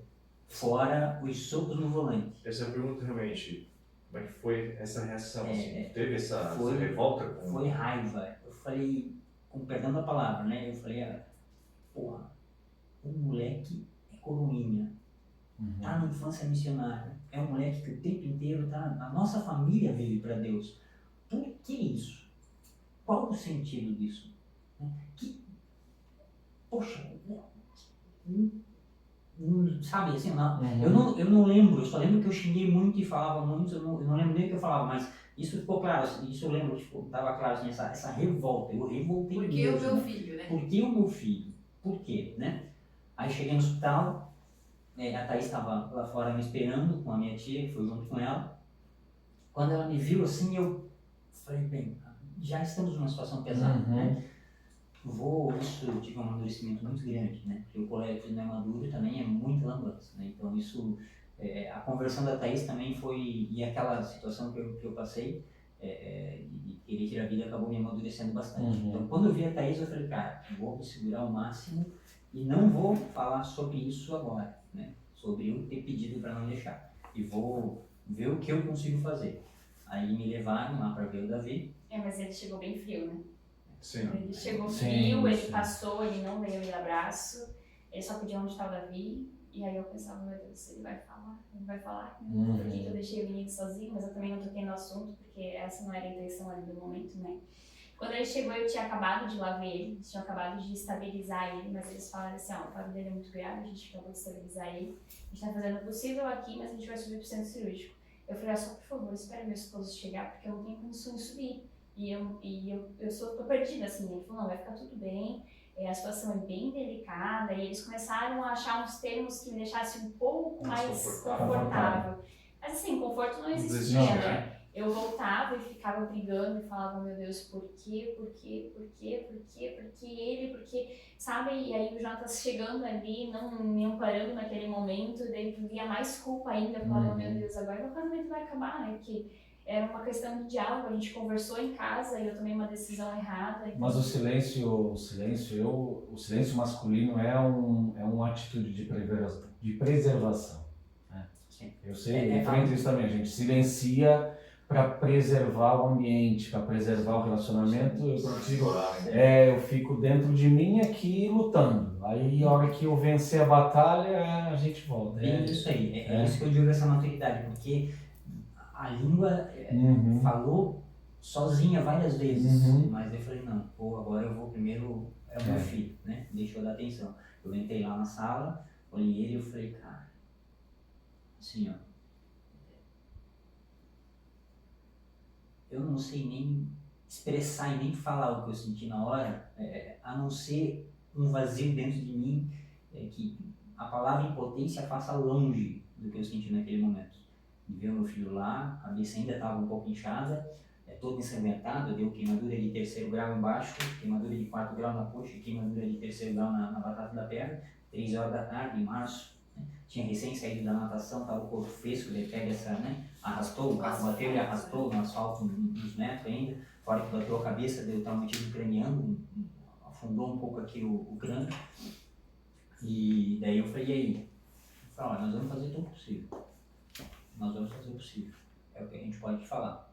Eu, tá bom, o que precisar de mim, me chama. Aí nesse meio tempo já chamaram para ir para cirurgia, já foi, fez a tomografia, da tomografia ele foi para cirurgia. Aí na tomografia apareceu não sei o que, ele precisou voltar para a sala porque queriam fazer não sei o que no tórax, para ver se não tinha, com a pancada muito forte, ver se não tinha machucado nada, ali estava tudo ok. E daí foi para cirurgia. Aí parecia mais 2 dias lá, né? Mas foi 1h40, 2h30 de cirurgia, né? Vai parecer que nós passamos 2 dias lá na sala de espera, né? Nesse tempo a minha cunhada ficou lá, o rapaz o senhor, né, que atropelou ele ficou lá, registraram o boletim de ocorrência, então toda a parte dali ela deu porque eu tive que realmente sair com o Davi. E o que me marca muito é que quando a gente estava dentro o Davi foi pro SAMU, porque eles só colocaram o Davi dentro do SAMU e já encaminharam ele pro hospital, saiu. E eu falava, mas eu sou a mãe dele, eu preciso ir junto com ele. Ela falou assim, a senhora está precisando ser atendida, então a senhora vai junto com o bombeiro, a gente vai conversando, né, porque tá em trauma, enfim, a senhora não tá bem, então a senhora vai conosco. Me colocaram, ela falava, deita, eu falei, não, eu quero ficar sentada. Ela falou, não, a senhora deita, que a gente tem que medir, aferir. E aí ela colocava pra medir, e aí eu tava tipo gelada, muito gelada, não tinha sangue no corpo. E ela falava, nossa, não consigo ver nenhuma informação da senhora, a senhora tem que ficar calma, eu vou te pedir algumas informações. E aí nessas informações ela dizia assim, eu vou falar pro assistente social. Eu falei, pronto, agora eu vou tirar meu filho de mim, porque eu deixei ele sozinha, né? Então assim, tinha toda essa história, além de ver o Davi daquele formato, além de Jonatas ter chego, e aí então tava tudo aquilo ali meio que explodindo. E aí todo mundo ligando, muitos já sabiam do acidente, mandavam mensagem, precisa de alguma coisa, o que aconteceu, E aí a gente teve esse processo de chegar lá no centro cirúrgico, O centro cirúrgico, a gente subiu com ele, a gente pôde acompanhar ele, né? Fazia o transporte lá dentro, ia para a ressonância, depois ele foi para fazer outro raio-x. Esse processo a gente ia acompanhando, mas ele estava desacordado, ele estava em coma. E aí a gente fez todo esse processo e falava, a gente precisa levar ele para o centro cirúrgico. E aí você acompanha por um código que vem aqui dentro do negócio. Então aquilo dá uma apreensão danada, porque você não lembra mais nem os números. Ele ficava olhando o código e olhava na tela. Então, aguardando para entrar no centro cirúrgico. Meu Deus, ele entrou no centro cirúrgico. Ou ele saiu do centro cirúrgico. Falei, nossa, mas já? Ele entrou em outro centro cirúrgico. Tipo, apareciam outros doutores, porque a questão da cabeça dele era tão grave que ele entrou no centro cirúrgico para fazer a cirurgia da bacia, né? Porque ele teve uma fratura conservadora, foi descoberto depois, mas ele tinha uma fratura na bacia, quebrado as 2 pontas. Só que o caso da cabeça era tão grave que eles precisavam mexer primeiro na cabeça. Primeiro fazia toda uma drenagem ali, descompressão, para conseguir medir a pique dele, que é a pressão intracraniana, porque aquilo era muito grave.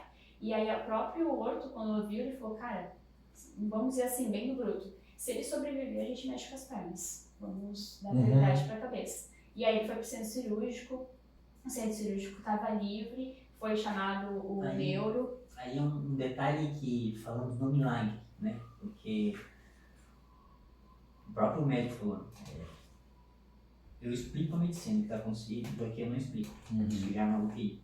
Mas o milagre ele aconteceu num processo assim bem, onde eu me revoltei depois comigo por ter revoltado com Deus. Porque o cara que acabou atropelando o Davi, ele mora aí na vizinhança, ele tem um problema na perna e ele não anda rápido com o carro dele.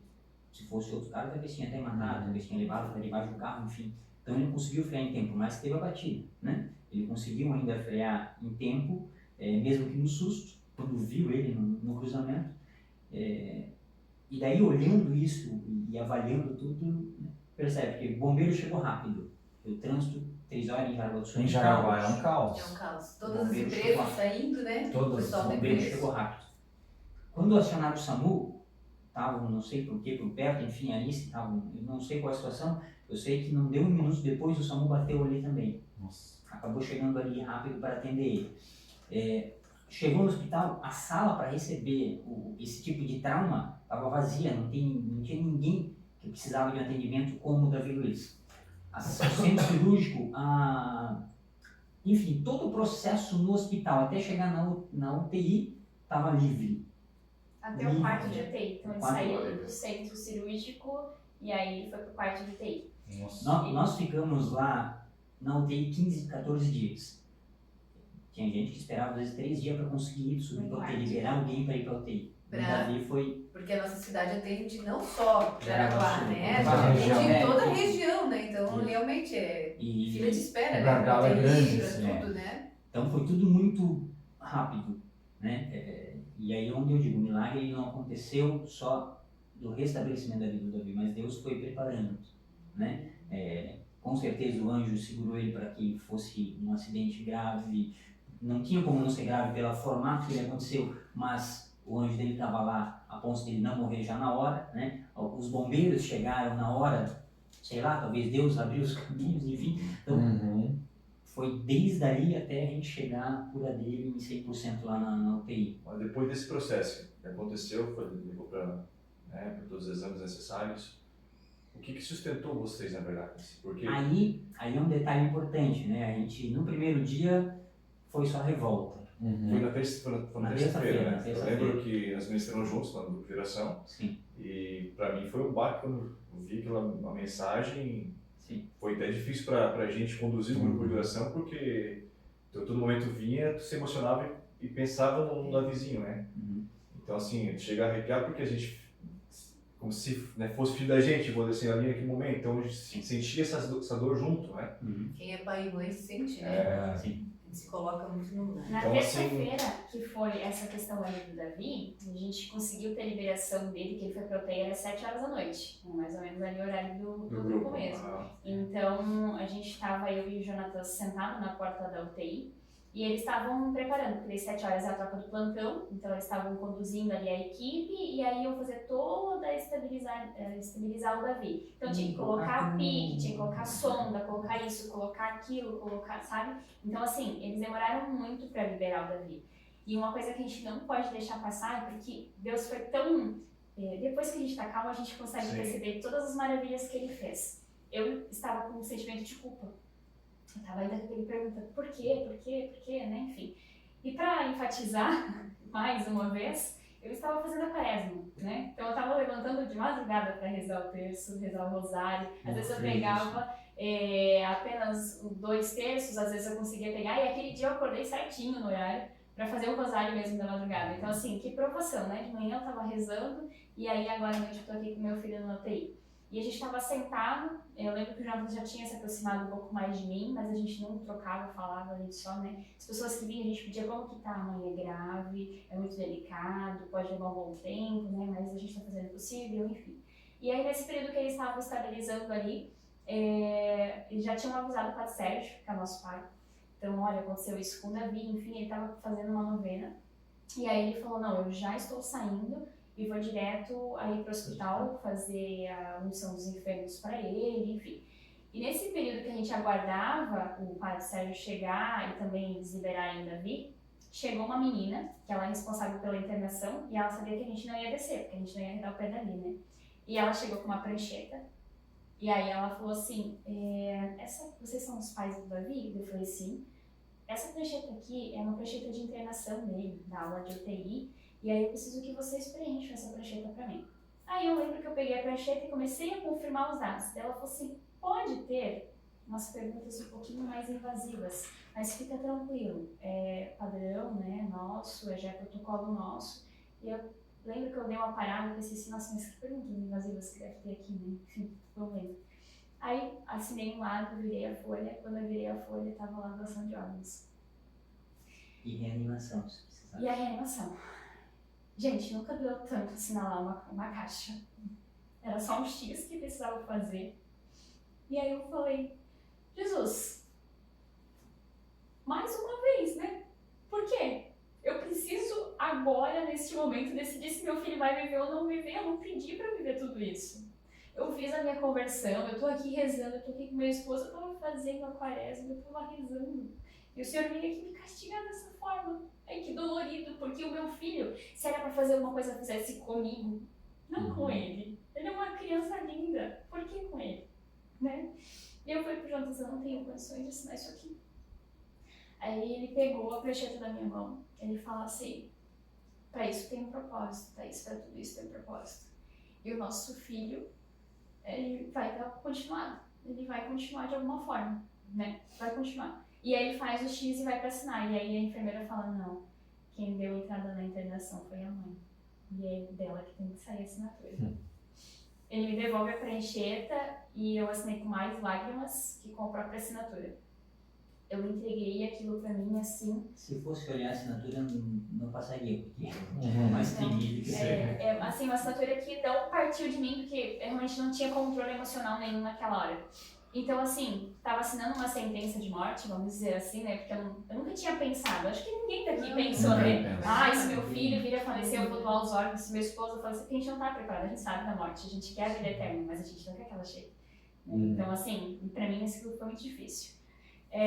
Eu falo pro Jonathan, então a gente fica ali naquele momento de angústia e falo pro Jonathan assim, por favor, dá uma saída, vai buscar as minhas coisas, eu não vou arregar o pé daqui, eu quero meu travesseiro, eu vou ficar aqui do lado da vida. Ele falou, calma, Thaís. Não, eu preciso que você vá. Preciso que você vá, preciso que você vá buscar minhas coisas, preciso ficar, né? E aí ele falou, não, então tá, ele sai. No que ele sai, logo que ele sai, eles liberam o Padre Sérgio. E aí eu falei, eu sabia. O Padre Sérgio vai vir dar a notícia que ninguém quer me dar. Se eles fazem eu assinar a doação de órgãos, é o Padre Sérgio que vai me falar que meu filho não tá vivo. Então o Padre Sérgio chega, quando ele chega, eu abraço ele e falo, o que o senhor veio me falar? Ele falou, calma, mano, não tem nada pra te falar, não. Eu vim aqui pra conversar com vocês. Aí eu falei, o senhor não tem nada pra falar, não? Ele falou, não, eu tive um carinha de cansado, porque eu tive uma rotina difícil hoje lá na igreja, bastante compromissos, mas eu vim aqui, né, são os enfermos, e eles de imediato deixaram. E aí eu respiro mais aliviada. E aí ele faz uma simples pergunta, como você tá? Aí eu falei, padre, eu tô muito brava. Eu tô brava, Jesus não tava comigo, Jesus não fez presente, como que ele deixou isso acontecer? Porque com meu filho, padre, fui eu que deixei ele ir. Por que eu deixei ele ir? Eu podia ter ido junto, eu tava com preguiça. Por que eu não fiz as atividades que a mandou outro horário? Por que eu não cobrei ela no final de semana, ainda terça-feira? Por quê, padre? Agora que elas estão de assessora da infância e adolescência missionária, assumi a coordenação. Padre, o senhor sabia que eu estava rezando o rosário da madrugada? Eu levantei hoje 3h50 da manhã para rezar e estou aqui agora no leito de UTI, nem sabendo se meu filho vai viver ou não. Por que tudo isso, padre? Por que comigo? Por que com ele? E aí ele falou, mana, você não está pedindo errado. Não é por quê. É pra quê? Qual é o propósito que tem tudo isso para vocês? Isso é fatalidade. Deus não fez isso para corrigir vocês, Ele nunca faria isso. Isso é fatalidade. Isso é humano, isso acontece. E esse sentimento de culpa que tu tá sentindo não vai te ajudar em nada. Seu filho precisa integralmente da mãe dele. Ele precisa da sua fé. E se você tiver sentimento de culpa, você não vai ter fé. Tira isso aqui. Isso aqui é do maligno. Isso é do pastoreio, cara. E esse processo é um processo... Ó, não falei tudo. É um processo. É um processo de cura, né? Que quando a primeira coisa que Adão e Eva fizeram depois de pecar foi se esconder, eles se culparam. Eles não se arrependeram, eles se culparam. E a culpa te afasta, né? É importante a voz do pastor, né, para te puxar de volta e te dizer, não é o caminho da culpa, é o caminho de entender o quão providente Deus foi. Entende? Desde tudo, a gente mora em Jaraguá, a saída da VEG é uma loucura, as ambulâncias trabalham para pegar os motoqueiros que caem na rua da VEG. A gente que mora aqui, a gente sabe que a rotina é essa. Tu entra no hospital, é motoqueiro quebrado todos os dias. E Deus foi providente com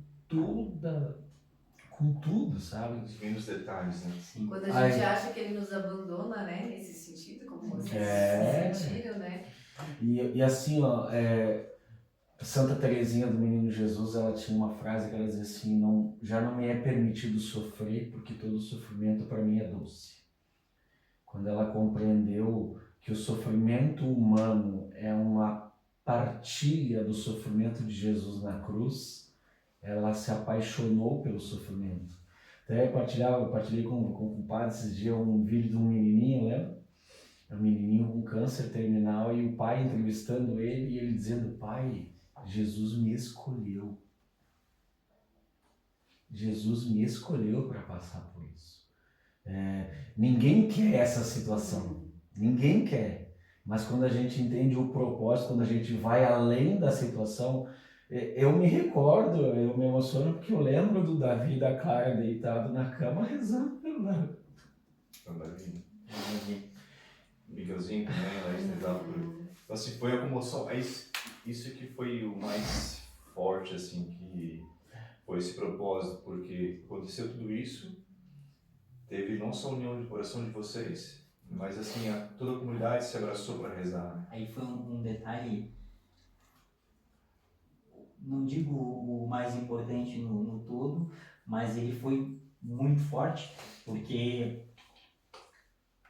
não que Deus tenha deixado Davi se acidentar para isso acontecer, mas já que a fatalidade aconteceu, porque foi uma decisão dele ir sozinho, foi uma decisão dele vir rápido e não olhar e atravessar a rua, não foi Deus, eu vou deixar ele. Sim. Não, isso de forma alguma, a gente pensa isso agora, é claro que passou na hora, né? Mas agora a gente pensa, poxa, né? Já que isso aconteceu, Deus pega e não, vamos lá. Tem muita gente, um professor que não acreditava em Deus, quando começou a ver os milagres, começou a ir na missa, pedir para Deus. Familiares nossos que nem rezavam, começaram a rezar pelo Davi Luiz e hoje continuam rezando o terço, enfim. Então, Deus utilizou disso para que o milagre não só da vida do Davi acontecesse, mas o milagre da conversão, né?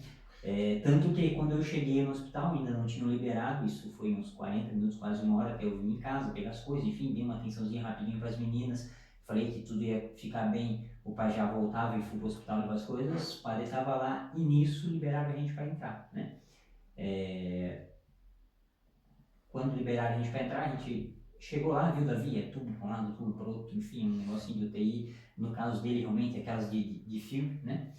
A gente entrou quando viu nosso semblante foi bem, né, bem pesado do padre também, né? E eu falei, padre, eu quero unção dos enfermos para o nosso filho,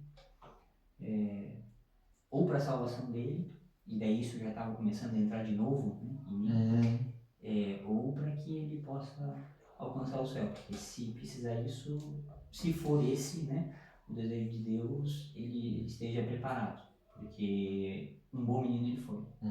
E para nós, assim, como se a presença do padre em si fosse Jesus mesmo. Porque como da última pessoa consegue entrar na UTI, os pais, apoiados desse formato. E a gente entrou, um de cada lado e o padre no meio. E para nós aquilo foi muito, muito forte. Nossa. E aí passamos aquela noite eu não quis fazer o Rosário da Madrugada. Eu lembro que eu passei acordada, mas eu falei, eu não vou rezar.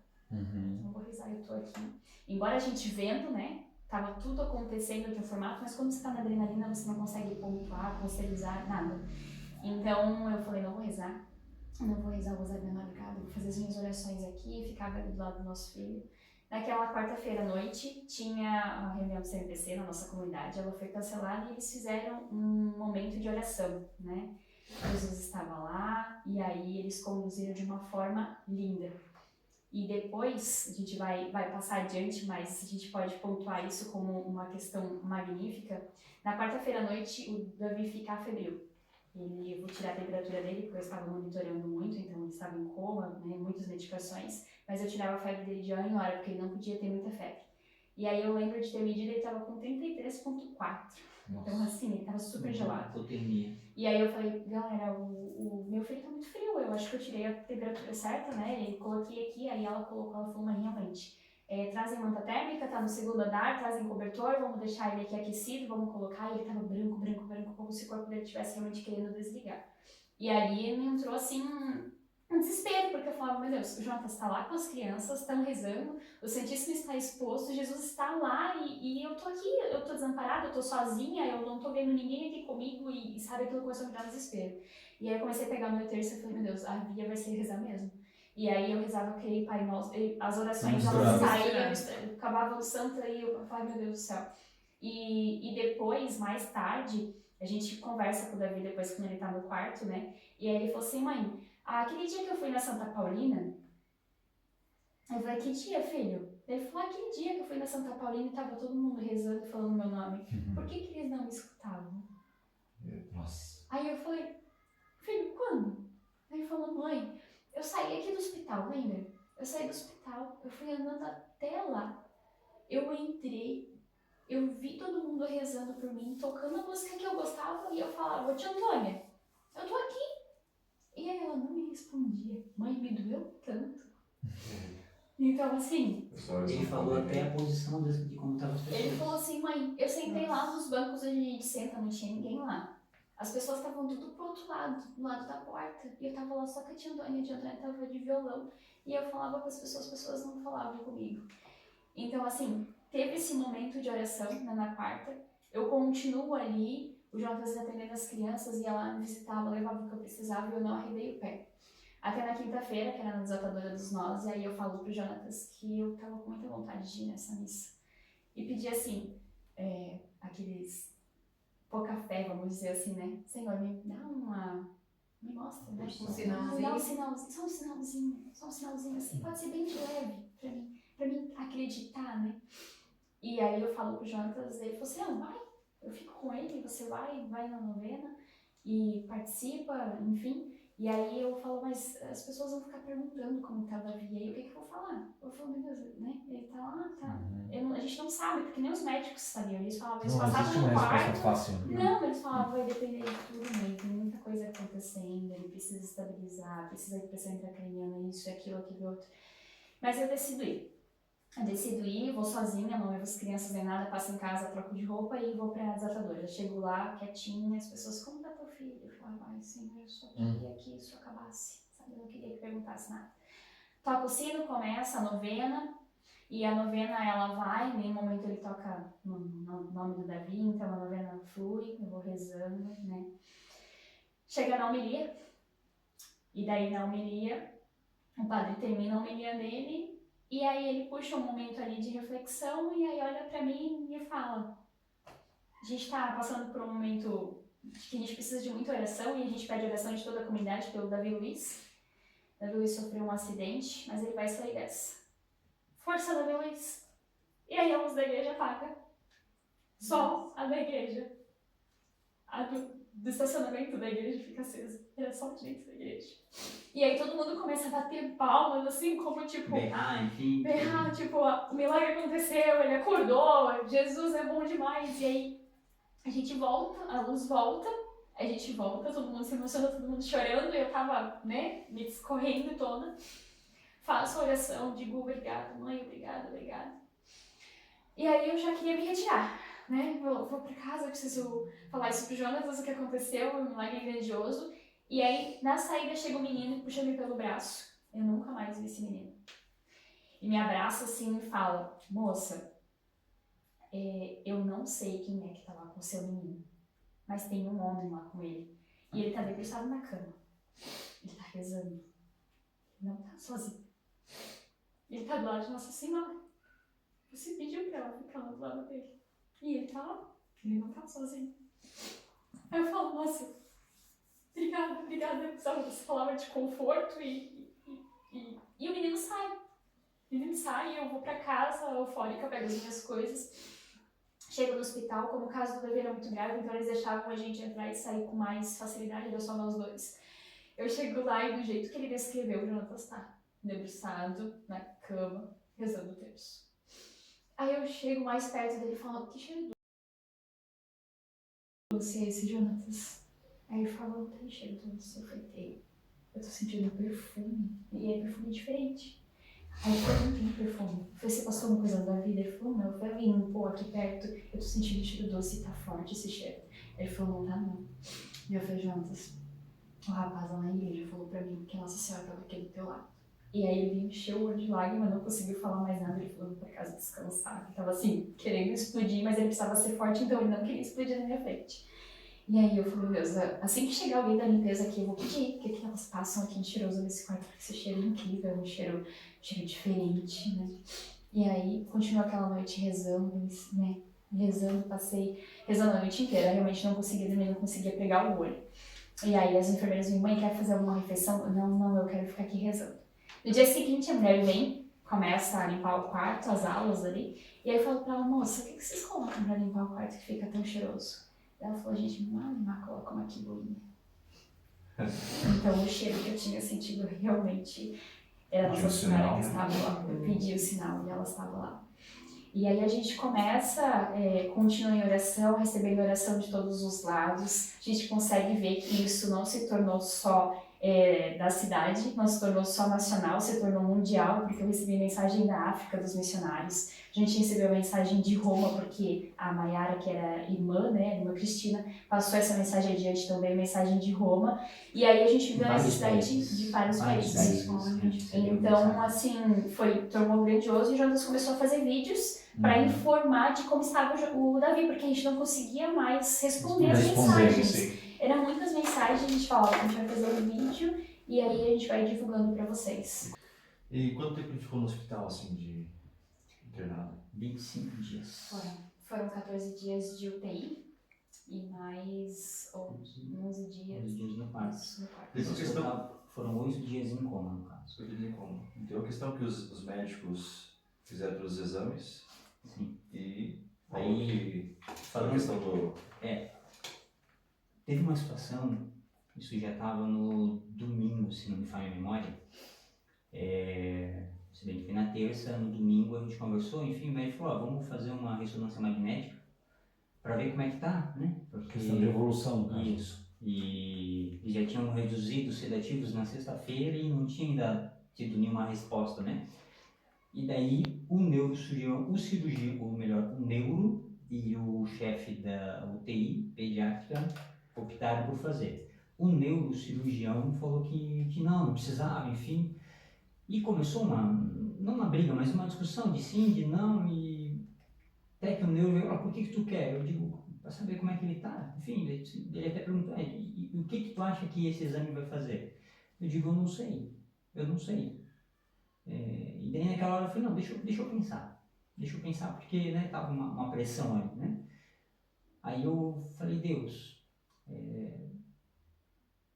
eu não sei o que você quer com isso, não faz sentido isso acontecer nesse formato, e eu quero que você coloque no meu coração o que é para fazer, porque eu não sei. Né? E isso já na quarta-feira, após o acidente, a gente já estava unido em oração, porque a gente sentiu esse abraço da comunidade e de todas as pessoas aí. E daí a gente já estava com um terço, já tinha feito um altarzinho. Inclusive, esse terço é o que me acompanhou no TI. O que me acompanhou no TI.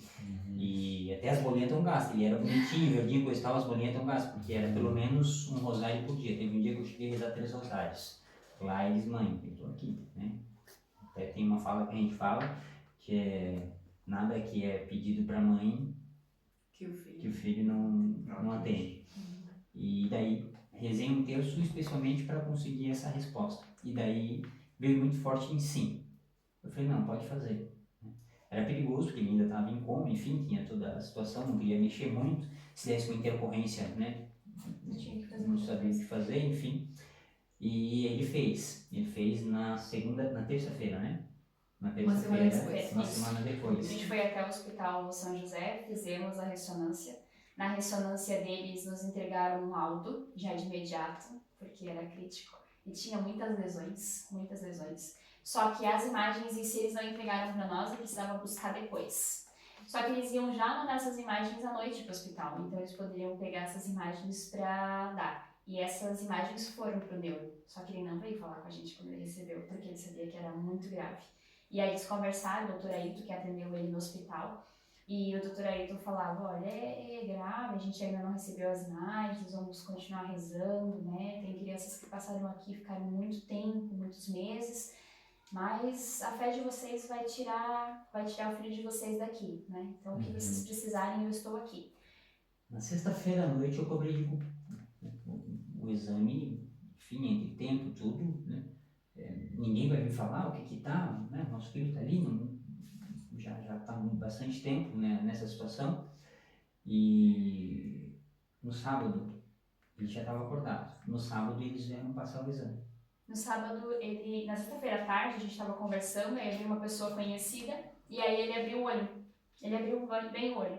E eu estava conversando com ela falou, nossa, que bonitinho, ele já está abrindo o olho. Aí eu olhei assim, eu falei, abrindo o olho. Daí ela falou, sim, ele está abrindo o olho. Eu falei, abrindo o olho, ele não tinha aberto o olho ainda. Então assim, ela falou, nossa, desculpa. E aí a gente começa a olhar, Davi, você tá olhando? E aí ele vai correndo assim, assustado, sabe? E aí eu chamo os enfermeiros, e os enfermeiros vêm, calma, mamãe, agora pra ele tá, né? Todo momento a gente conversava com ele, mas então agora ele tava com olhos abertos. Então ele tava escutando todo o tempo, mas ali tava presente, então eu tava vendo ele, né? Aí um detalhe muito importante, né? Porque não lembro em que momento eu ouvi dizer que essa parte, quando a pessoa está em coma, você dá o apoio para ele é muito importante. Então, desde que eu cheguei lá no hospital, eu fui do ladinho dele, eu virei e falei, cara, o pai está aqui contigo. O pai está aqui contigo. E o tempo inteiro ele falando isso. O pai está aqui, nós estamos rezando, a gente tem oração, luta aí porque o pai está aqui contigo.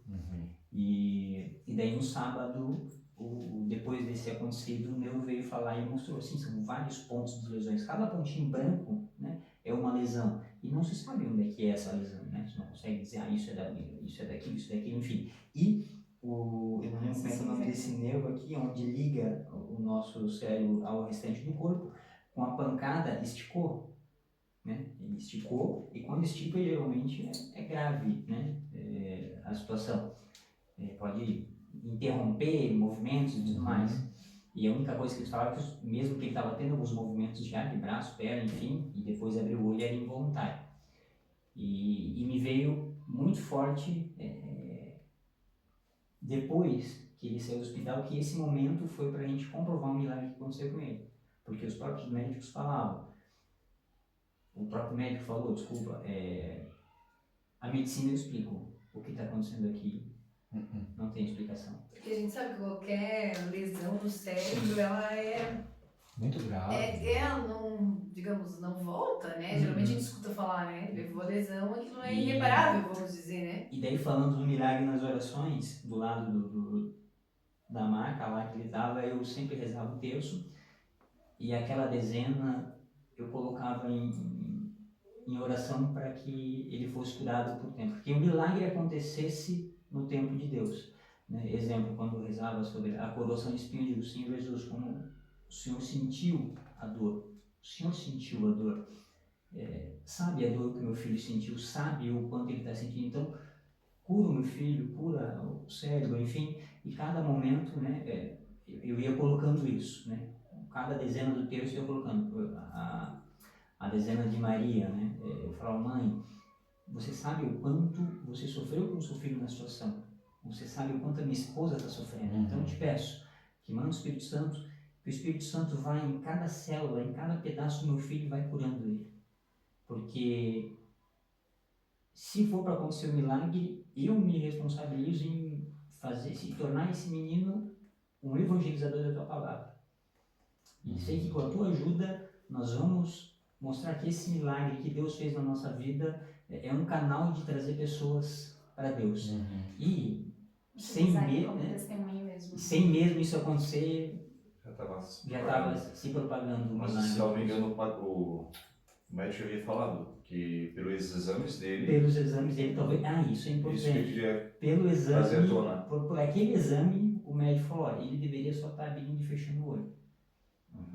E Mas 6 meses ele depois, tinha alguma reação nessa fase? Ele interagia de alguma forma? No sábado ele começou a abrir o olho, mas a gente tentava falar com ele e ele ainda não respondia. Não ele estava interagia. muito Certo. assustado e eles falaram, Thaís, a gente vai ter que mexer com a medicação dele novamente, porque ele está começando a ficar muito agitado. Então assim, ele queria sair, ele queria se mexer, ele esticava muito o a gente teve braço, que muito a amarrar a perna. mão E aí a gente dele. começou a amarrar ele. Então assim, a dor maior era saber que ele tinha acordado e agora ele precisava ficar amarrado. Ele ficava com as Queria duas tirar mãos os amarradas. tubos, enfim. Então ele queria tirar os tubos, a sonda, e isso que ela queria tirar.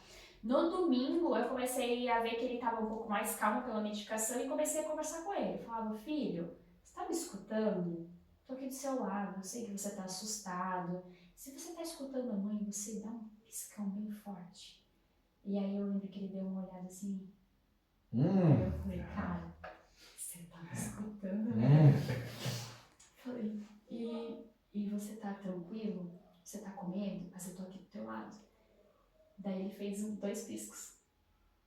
Aí eu falei, cara, tá aqui, tá entendendo tudo. Eu falei, filho, a mãe falou pra você várias vezes, você sofreu um acidente, você tá aqui no hospital algumas horas. Eu não ia falar pra ele que tava em coma em 8 dias, né? Eu falei, você tava aqui no hospital em algumas horas, mas vai ficar tudo bem, tá?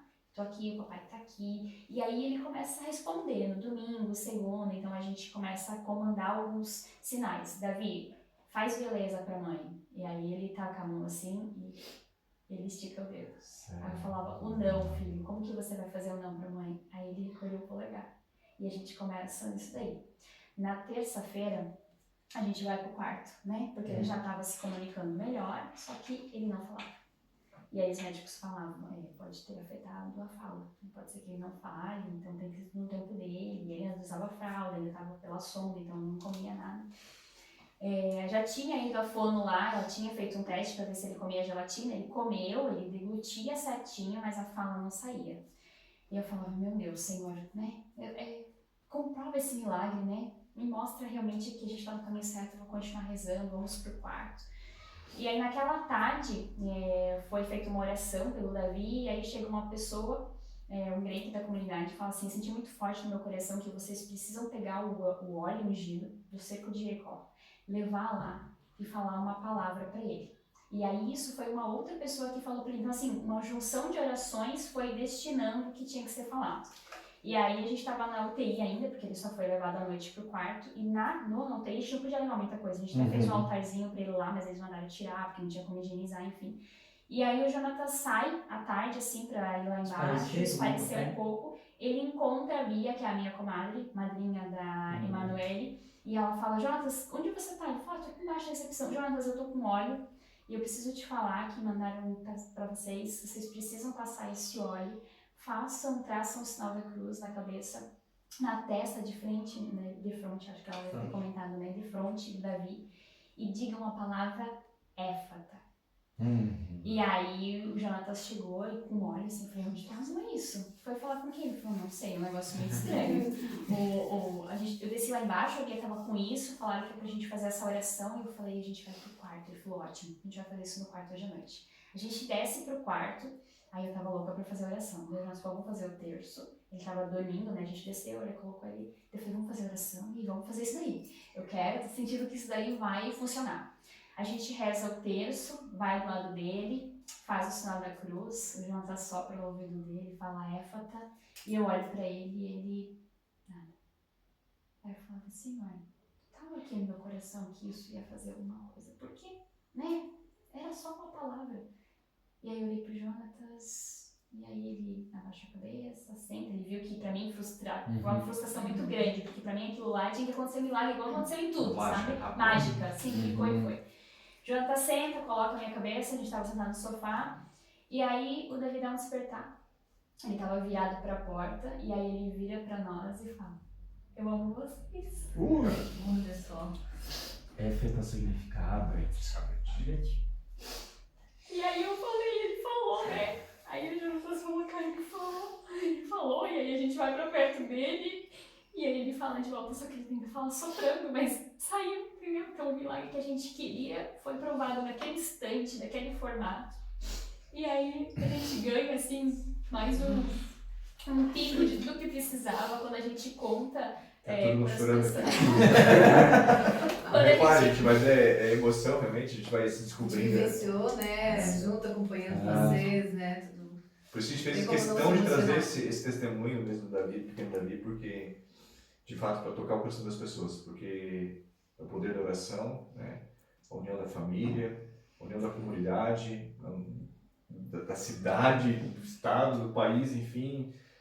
Em oração, realmente, a graça vai acontecendo, né? Você falando dá uma palavra aqui, outra palavra lá, e Deus vai a junção e mostrando, não, eu estou aqui presente. Então, assim, Como ele estava cuidando de cada detalhe, né? Qual é a probabilidade de você descer no momento em que a Bia estava lá, né? A gente que é aqui da região, nos hospitais, a gente sabe como funciona a questão do hospital, né, ali? Então foi muito, tudo muito encaminhado. Como eu falei, né? A gente, e aí um detalhe importante que eu gosto de frisar, sempre para quem a gente fala, o pessoal acha, um milagre tem que, pum, né? Ok, Jesus fez isso, não vamos dizer que não, né? O povo pariu de cantar aí, né? Só que muitas vezes não é assim. E no caso do Davi, né? Deus fez o milagre, mas fez o milagre primeiro em nós. Numa conversão muito maior, algo que eu não fazia ideia do que era realmente ser convertido. Eu achava que eu era cristão, até acontecer isso, né? E depois de ouvir o nosso filho falando que ele vai testemunhar, ele vai aos todos os cantos para mostrar o que Deus fez com ele, né?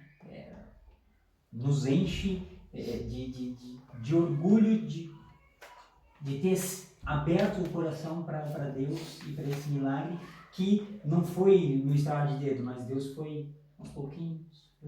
Ele acontece, como a gente rezava muito para que não fosse traumático esse acordar dele deste momento, então assim, a gente passou um período ainda no hospital com ele falando, recebendo visitas, aí a gente ganhou alta, então assim, não tinha nem dado um mês do acidente dele, a gente estava em casa, com o Davi em casa. Então assim, podia ser. Então assim, só que ele tinha as lesões. Só com os olhos abertos. Então tinha muita gente que tinha lá 3, 4 meses, saiu de lá andando, mas assim, a gente levou o Davi, dia 5 de abril a gente estava em casa. 2 perguntas que eu quero fazer. Primeiro, depois vocês conseguiram, vocês dois, conversar e se reconciliar nesse sentido dessa culpa, né, que você teve, ou desse medo de... Aquele primeiro dia, né, que vocês... Como é que foi, assim, ou não conversaram mais sobre isso? A gente não conversou. O milagre foi tanto e as coisas foram acontecendo de uma tal forma que não conversamos. Foi curado, sabe? Realmente a gente recebeu essa cura, assim, desse jeito. E, Ela não pode. e antes de mais nada, vocês estão vendo o vídeo aqui, o pequeno milagre, o Gavizão chegando. Seu Davi, Então, olha só, oi cara. aí, seu Davi. Estão quase jogando bola já. Já. Então acontece isso por todo, né? A gente ainda tem a questão de muitas lesões, né? O Davi sofreu bastante lesões, bastante queimaduras. Então, banhos com muita calma, com muito choro, com muita dor. O Davi gritava de dor, em momentos de pico de dor ele dizia: se Jesus me ama tanto assim, por que ele me deixou aqui sofrendo, mãe? Então a gente tirava o curativo porque estava no Teve vivo, horas, né? teve horas que ele teve essa revolta e daí a gente teve que... E daí eu digo, Deus nos preparou. E no grupo de oração, eu não lembro agora quem, não consigo lembrar quem, mas no grupo de oração foi feito muitas orações para com ele. E ela falou para mim que essa pessoa veio falar, ó, em nenhum momento apareceu o Davi nas orações, e sim vocês dois. Ou seja, o Davi vai sair 100%. E vocês vão sair curados de muitos traumas. Muitos traumas. Tanto que, agora que baixou a adrenalina, eu tive um pico de depressão. E no mesmo tempo que eu tive o pico, eu não esperei chegar em caso nenhum. Eu simplesmente já falei para minha esposa, digo, a gente precisa voltar com tratamento, né? Tanto que a gente voltou agora, semana passada foi a minha primeira consulta e a partir de amanhã eu já começo a tomar os medicamentos, porque eu já senti que não estava bem, porque agora que a adrenalina passou, que a gente está vendo que ele já voltou a andar, estava com cadeira de roda até 15 dias atrás, agora já está andando, mesmo que com um pouco de dor, porque encurtou nervo e tudo mais, e ele está aos pouquinhos, né, andando. Aí o homem estava, agora começa a acalmar isso, eu senti e eu falei, não, preciso voltar, né, onde a gente voltou. Então, essa cura, ela realmente aconteceu, né? Porque se fosse um tempo atrás, eu ia ficar quieto na minha, talvez chegar em extremo de novo. Então assim, qual foi vamos dizer assim, a lição nesse sentido, né? Não sei se seria a palavra bem a lição que vocês tiraram, mas assim, o que toda essa experiência trouxe para vocês, assim? Eu vou confessar uma coisa para vocês que vem muito forte. O Jonathan sempre teve uma grande vontade, assim, de testemunhar, né, de fazer pregações. E essa foi uma virada de chave. Eu acredito que não foi um castigo, foi uma fatalidade, que com fé, com muita oração, a gente tomou as rédeas, né, junto ao nosso Senhor, que teve ele conduzindo a Nossa Senhora também, junto conosco a todo instante. E a gente está utilizando, porque o Jonas queria muito pregar, mas ele nunca imaginava que essa pregação ia acontecer junto a mim, e com um testemunho de vida, testemunho de fé em família. E referente à pergunta, né, não precisou ter conversa, o nosso olhar a gente já se perdoou, né? Com o milagre que aconteceu... Não tinha como não ficar resta brigado, mais não. nada. Não tinha como ficar brigado, não. O Kleber subiu. O Kleber O subiu. Kleber subiu. Agora é vida. Mas teve além do terço em si, teve uma pessoa, vou dizer, tipo, um santo em específico que vocês se apegaram, assim, o milagre em si. Aí a gente pediu o milagre. Intercessão, né? Isso. E a intercessão foi por Santa Teresinha do Menino Jesus, Jesus Eucarístico. Santa Teresa, Maria Teresa de Jesus Eucarístico. E ela precisava de um milagre. Então ela não é santa, né? Então, Isso, ela precisa de um milagre. para poder Ele ser tá aqui. Nós Nós estamos Pequeno milagre. escrevendo, né? Porque já tá tudo para passar e completar. E assim, como o doutor tinha dito lá na UTI, o doutor Ailton Isabel, ele falou: eu assino embaixo. Que vocês precisarem ser uma assinatura para comprovar o milagre, eu assino, porque realmente eu não consigo. Isso. Conhecer. Então, assim, ele viu o milagre acontecer lá. E o Davi veio no carro comigo dizendo assim, cada vez que melhorar, foi isso, Davi? Cada vez que melhorar, a doutora falou que tem que comemorar, né? E aí tem que ser com pizza, né? Isso aí. Aí eu falei pra ele, mas tu me convida pra comer pizza. Chama nós. Aí ele me disse, se você se comportar, eu vou te chamar. Aí moiou. Hoje me comportei, Davi. Aí moiou. Pizza ou bolo? Pizza ou bolo. Pode ser os dois. Fechou. O Tô Davi tem dentro. as lesões, né? E aí a gente falou que a gente ia realmente comemorar. A gente até agradece porque nesse período ali de dor, a gente fez 2 vaquinhas. Uma vaquinha em 24 horas a gente conseguiu o valor. A outra a gente conseguiu, assim, também de uma forma muito generosa, porque os tratamentos dele só conseguiram com laser terapia. e a laser terapia tendo dado resultado. Então, hoje que a gente está gravando esse podcast, realmente a gente dá por encerrado a da canela dele, né? Então, da batata da perna, ele tá sem curativo hoje, tá 0 bala, lindinho ali. Vão ficar as cicatrizes, mas são cicatrizes da vitória, né, filho? Tá tendo shorts pra mostrar. E assim, vídeo vai pro pra gente ir encerrando, né? O que vocês diriam para os pais que estão passando por essa situação hoje, né? Que estão, às vezes, com seus filhos numa situação parecida, ou enfim, né? O que vocês... A minha padroeira é a resposta. 30 anos rezando, nós foram alguns dias de oração e mais uma vez, peça com fé para Nossa Senhora, porque assim como lá em Bodas de Caná, ela pediu para o filho e ele fez, né? Para nós a gente pediu e disse: Santa Teresa, vai lá, Santa Teresa, não, desculpa, Madre Teresa, te pedimos, né, que junto com Nossa Senhora interceda pelo nosso filho para que ele possa voltar nas suas atividades, voltar a ser coroinha, voltar a servir, né? Isso eu sempre pedia muito, né? A cada terço, tipo, poxa, né? Mãe, ele quer voltar a servir você. Nós queremos que ele volte a servir o seu filho lá no altar. Então, eu te peço que para que ele possa continuar servindo o teu filho no altar, no sacrifício perfeito, cura ele, faça ele andar de volta, faça ele restabelecer a vida. Ok, vão ficar cicatrizes, mas daí por uma decisão dele e nossa, né? Não só dele, nossa, mas isso é a vida, né? Para quem pergunta o que é a vida, é isso, as decisões que a gente toma, mas que ele possa andar e voltar a te servir e ser testemunho da tua graça e do teu amor. Eu acho que não tem palavra de conforto, né? Porque eu lembro que quando eu estava nesse momento, as pessoas diziam: nossa, a gente não sabe se fala assim meus sentimentos, ou estamos contigo, estamos em oração. Então é difícil você achar uma palavra que conforte. Mas a fé conforta. As orações confortam. E eu lembro que muitas vezes era no silêncio, sem oração nenhuma. Às vezes só diante do Santíssimo. Ele sabia o que eu estava pedindo lá. Então peça com fé, peça a proteção de Nossa Senhora, né? Mãe, estou aqui, peça ao seu filho, né? Peça com carinho, acredite mesmo. E às vezes pode ser que não seja da forma que a gente quer, mas é da forma que Jesus quer.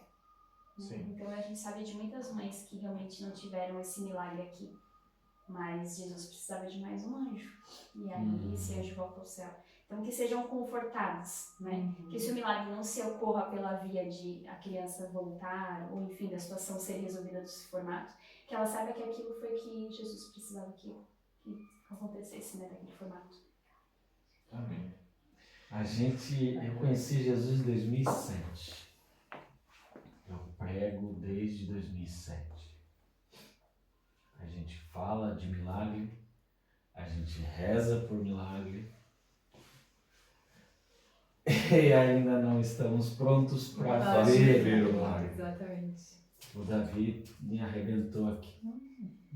Deus seja louvado por isso. E uma fala que eu lembro que, sei lá, uns 2, 3 anos eu falei para ele, ontem, ou melhor, quando foi?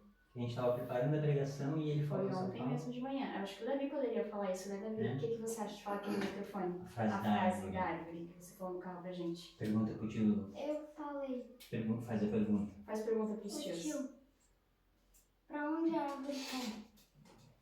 Pra onde a árvore cai? Pra onde a árvore cai? Responde aí, né? Pra onde ela Vou se pedir pra tia encontra? Nil, que ela é professora, ela vai saber. Pra onde a árvore cai? Ah, meu Deus, e agora, Davi? Me pegou também, não sei pra onde a Vou árvore pedir cai. pros... Responde Pra pra onde o vento empurra ela, não sei. Responder, pode responder. A árvore cai pra onde, Davi? Pra onde ela se inclina? Ou seja, se incline a Deus. Cara, Se for pra cair, que caia nos braços dele. cai nos Davi. pés. Isso aí. Que sabedoria. Foi isso hoje de manhã. Ontem de manhã, quando a gente estava indo pra gente fazer a Amém. primeira pregação do testemunho, ele foi isso para nós. Eu falei, eu vou encerrar com essa fala. E essa vai ser uma das falas que a gente vai levar, porque Sempre. É o que a Pega gente os pés precisa. assim, mano. Se inclina. e foi quando a gente caiu claro que aí é algo muito, né? Vai lutando. Nós somos inclinados também a ter pessoas de fé, e isso é muito importante, porque se eu não tivesse talvez essa vida de fé, não teria, né? Mas como a gente sempre está inclinado, sempre tem amigos como vocês, né? E muitos outros na fé, com certeza eles foram nos guiando para que a gente caísse no colo de Maria, no colo de mãe, e ela nos levou a Jesus e hoje está aqui, o nosso milagre. Amém. E estamos aqui para realmente concluir e dizer que a promessa que nós fizemos, né, Jonatas? Sim. De tornar o milagre do Davi conhecido, e a gente ia testemunhar sobre. E nós queremos que esse podcast seja isso mesmo, né?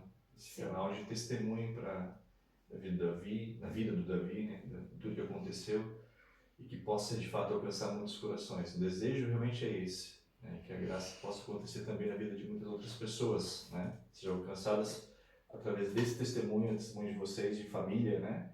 Que nos partilharam no começo, toda a sua história que você passou, né? Tantas outras pessoas que de repente passam por esse problema de depressão e às vezes não sabem onde buscar, né? Então tem que buscar primeiramente em Deus, mas também na parte da medicina, né? Com profissionais. E claro, sempre contando com as pessoas que estão próximas, né? Não se esconder realmente. Então, assim, realmente para nós é enriquecedor esse testemunho. A gente sabe, vivenciou de perto, mas mesmo assim a gente se emociona a cada fala, porque realmente foi fantástico. Então, muito obrigado realmente pela presença de vocês nessa noite, por partilhar a vida de vocês, partilhar a vida do Davi. Hoje, para quem tem casa pode ver o Davizão aí bonitão, né, como sempre.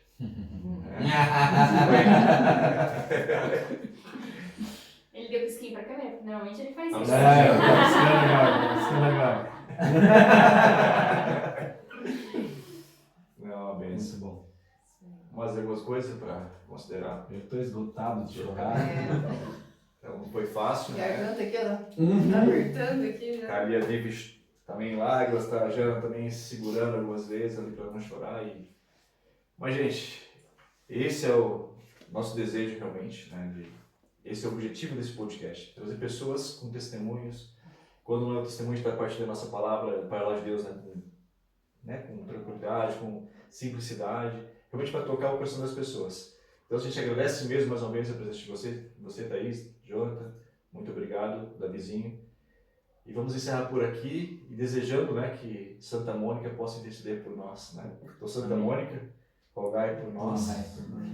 Esse é mais um podcast de Identidade de Fé. Espero que você tenha gostado e até a próxima. Valeu, pessoal. Um abraço.